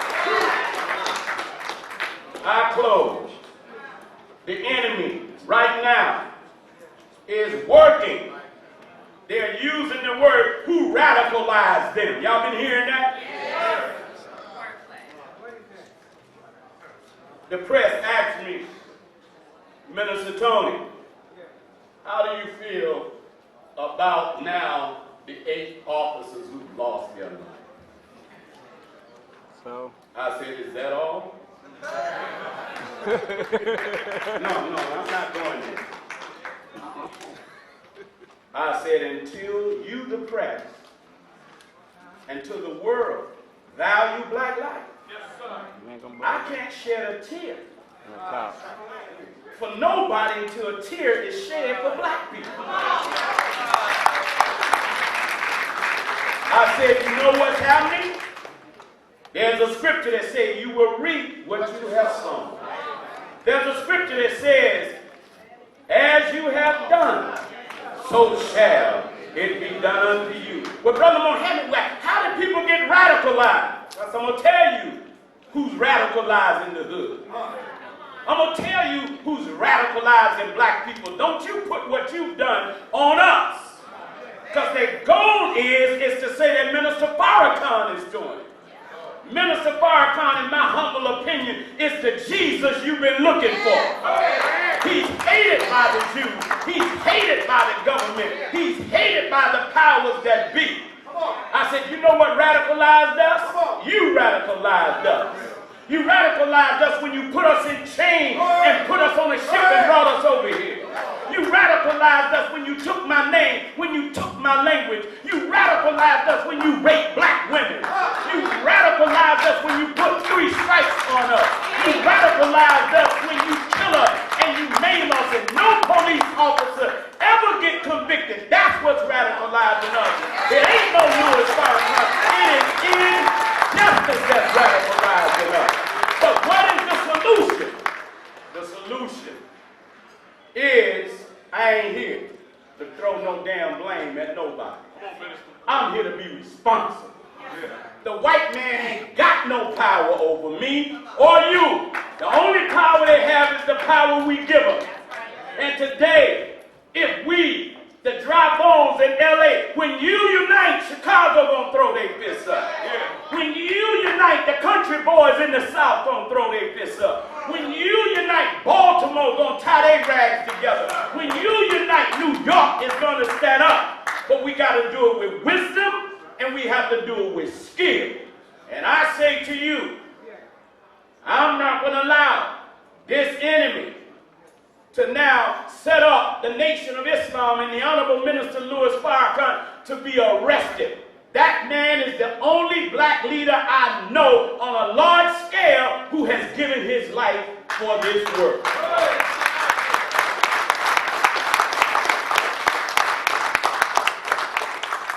I say this. I'm like the game. If any other black man have to die to gain dollars to bring us together, I'm willing to give my life. I've been in these streets, I'm not gonna lie. I'm from Georgia. I was sent here 21 years ago. Knew nothing about gang banging. I came out here like Jethro in the Beverly Hills.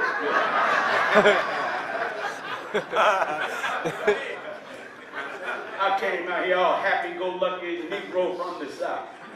But I fell in love with the streets. I fell so much in love with the streets that I don't have teeth in my mouth now because the LAPD kicked my teeth out of my mouth at a prayer vigil in the Rolling 60s neighborhood. I had the power at that time to call for an all-out war, and I didn't because I know the price you got to pay for redemption. I know one of the price you got to pay for redemption is people want to take your motives and say it's something else. I know people want to say that you're doing something for money. Let me tell you something. If you in this for money, you gonna stay broke. See? People gonna even today, even outside among us, the biggest enemy are those who talk against what we're trying to do right now. That is the enemy. No more talking about the problems. We need solutions. Where is our Jesus Christ supermarket? Where's our manufacturing plant? I say right now, we got to buy South Central Los Angeles. I say right now, we got to have an Africa town, like China got a town, Korea got a town, look, Cambodia got a town, look, Armenia got a town. Now we need an Africa town where we control it. I say to you, I offer the Nation of Islam. We don't carry weapons. I offer you the Black Panther. I say to you, we need to be the police now. Y'all didn't like that? I say to you that the Nation of Islam, we gonna get some police cars, even if the siren have to be a black man hollering out of the window, but we gotta be the police.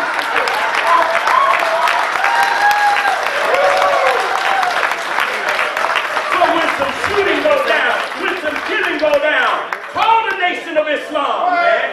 We will not beat your son up, huh? We will come and grab him and we will embrace him. We will let him know, black man, do you know who you are? We're gonna arrest you in the name of love. We're gonna arrest you in the name of every homie. 25,000 have been murdered at our hand. Come on, black community. It's time for us to stand up and unite. I'm doing this for my son. I know that's right. Where's my son? Is he here? I got mine with me. Yeah. I got mine with me.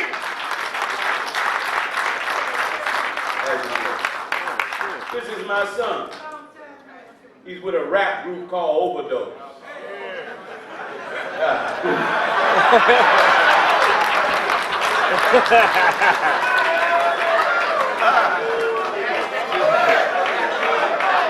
He's alive. I know that's right. People want to say he ain't acting like no Muslim. I said, look, if you want to get our people out of hell, you got to go in hell together. You're going to have to get a little dirt on you if you want to get these bones up. All I've tried to be is an example for him. They call him Kent James, but his real name is Khalid Muhammad.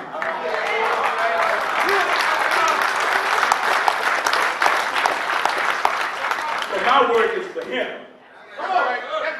And my work is for the future of our people. And we want all allied forces to stand with us. And this is my boy. And I will give my life for this dude. I've never told him what to rap about. I've never tried to guide his life. I tried to be an example. But I said to him, if you're going to go get the streets, brother, you're going to have to get a little dirt on you. But now he wants to use his mouthpiece like game and others, so that now when we rapping about bringing the dry bones together. Thank you, John. Thank you, Lord. Thank you.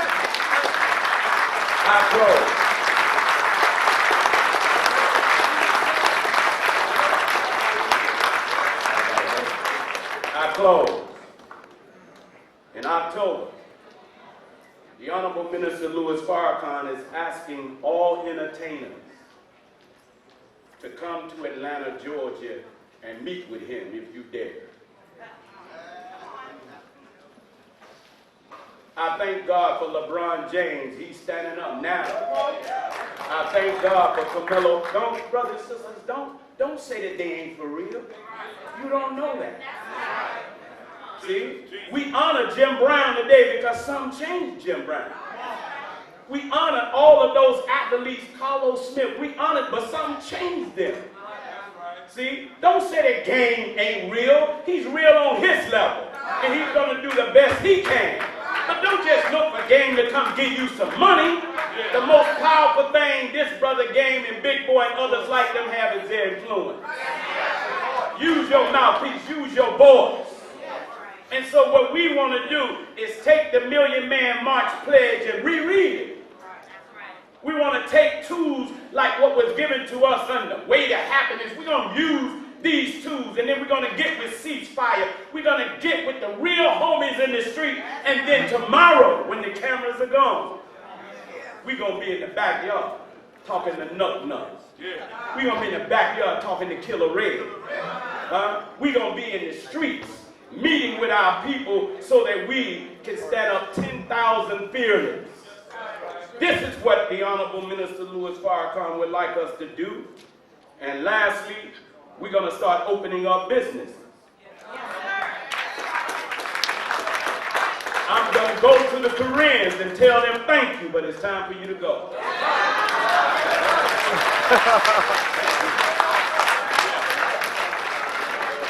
Who's going to cross a picket line that the nation, the Black Panthers, the Bloods, and the Crips, when we go to the swap meet, and we say, we thank y'all for opening this up, but y'all can believe this stuff, but y'all can.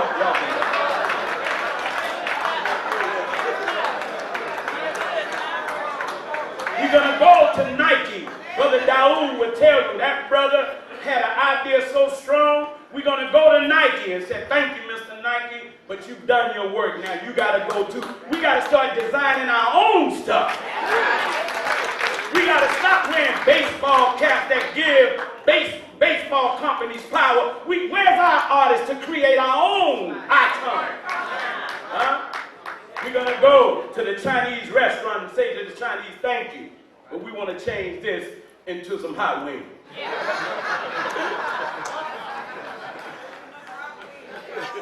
Brothers and sisters, I'm going to ask all of you, how many of you would love to see the Black community and the brown community and the red community at unity, see us in peace? Stand up.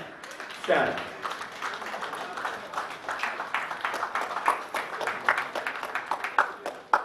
Now I ask you a question. How many of you will help like to see us make a new flag that represents all of us? Put it like this. 2 hands up. How many of you would like to see us like our Jewish counterpart? I got a lot of respect for the Jewish family. They so gangster, they so strong that they got a nation in America and they got a nation in Africa. We got to form a nation in America, and then we got to go help Africa. How many of us would like to see us go help Africa? Everybody else is over there. Beautiful. Then I close, brothers and sisters. Have a seat. If you are serious about uniting, thank you, brothers and sisters. This Thursday, follow-up meeting. If you're serious, our God, they call theirs the United Nation. We're going to call ours the United Hood Nation. And we're going to bring every gang set together who wish to be there. Your hood will be on the table, and we're going to talk about how we're going to resolve our issues and then force our government to back our ideas. but we can't break rank. We can't break rank for some money. There you go. They asked me, Minister Tony, what would it take to resolve gang violence? I said it's going to take about $3 trillion. If you ain't got $3 trillion, then don't just try to give gang intervention just enough money to get them killed. You need to give gang intervention as much money as you giving the LAPD. You need to give them everything they need to resolve their community's problem. And then secondly, help us to open up businesses to where we won't even need you no more. So I thank you. May God bless you. I'm honored to be a student of the Honorable Minister Louis Farrakhan, and with your permission, would you allow me to come to your neighborhood, to talk to you, to embrace you when the cameras go away? Do I have your permission to do that? Everybody that will allow me and those of us to come to your neighborhood to embrace you, would you raise your hand? Thank you, brothers and sisters. Man, I'm in Long Beach tomorrow. With that, brothers and sisters, how many of you believe what you heard today to be the truth and good for us as a people? How many of you are ready to unite now and help us to clean up our community? Then I thank you. May God bless you on your way. I can't, we're gonna already start functioning, so every day I'm in the hood, you know, I may call G Weeder, I'm calling Eyeball about a certain situation. What you doing, senior? That's the reality. It's work. You got to keep working. What you doing, senior? It's Prayers of the sinner.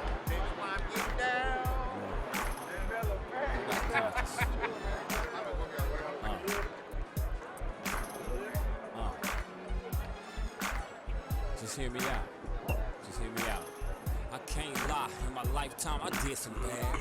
Probably left a couple of kids. What you gotta say, man? Oh, Sody. Say what y'all gonna say, man. That's right.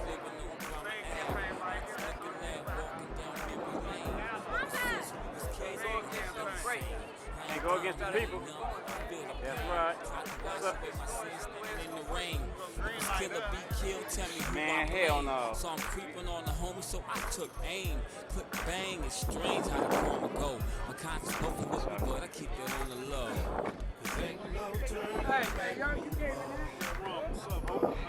Oh man, trying to stay the hell out the way.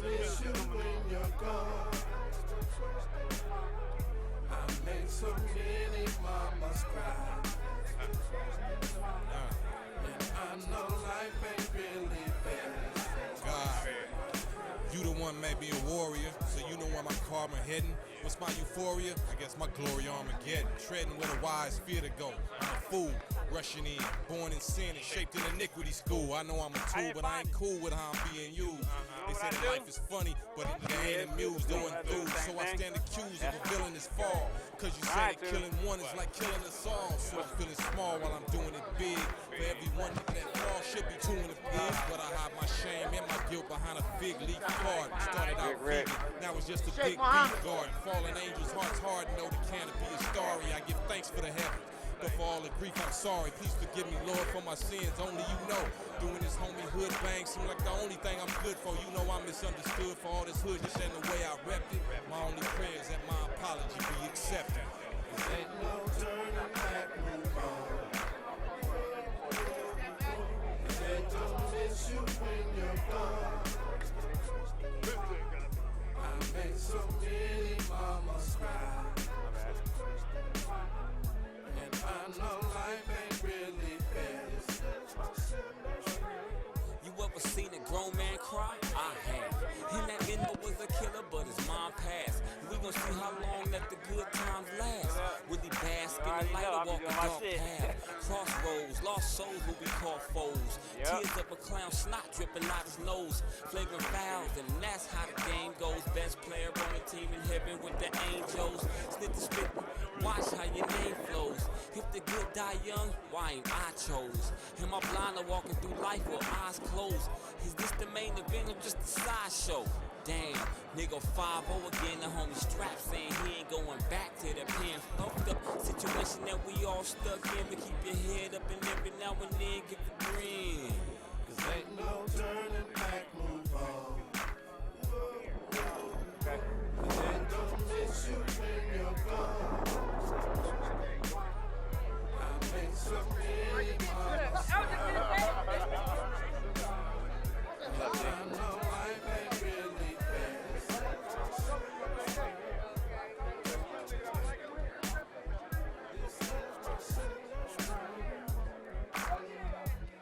If you walk around.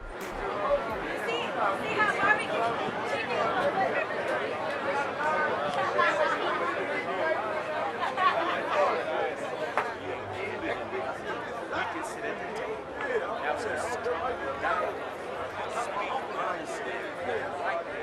How we can help with the healing of black, brown, now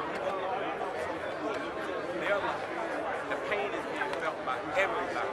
So the healing needs to take place with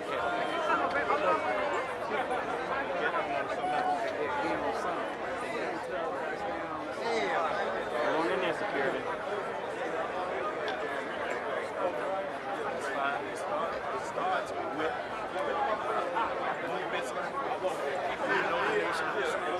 we've been in the community for 86 years. We've never abandoned. You come in, I have 500 men I can show you who was killing each other. Now, members of the nation.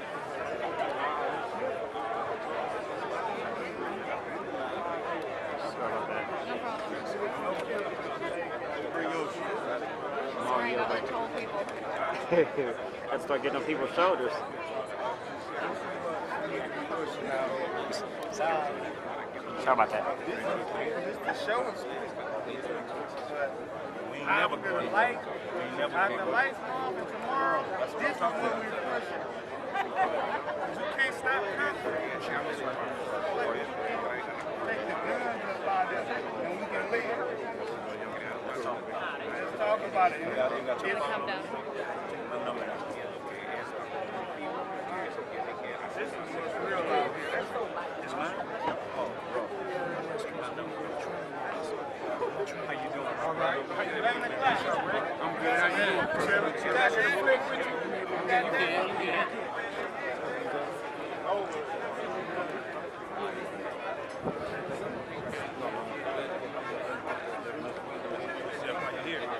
Rick.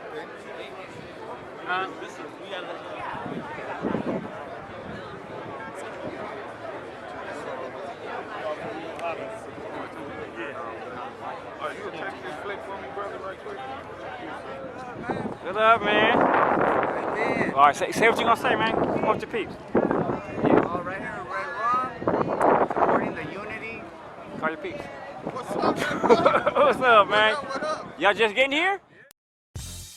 All I wanna know is when we gon' wake up, when we gonna show him what we really made of. All I wanna know is when we gon' wake up, when we gonna show him what we really made of. We need a line of order 'cause the slaughter is on. School kids and the shooters be all in the same zone. Lot of out-of-town homies keep on calling my phone because my politic and official advising the throne.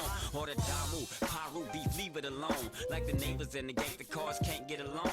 Generation after generation, hate getting strong. We need to formulate a council, what's taking so long? Communication, strengthen the bond from dusk to dawn.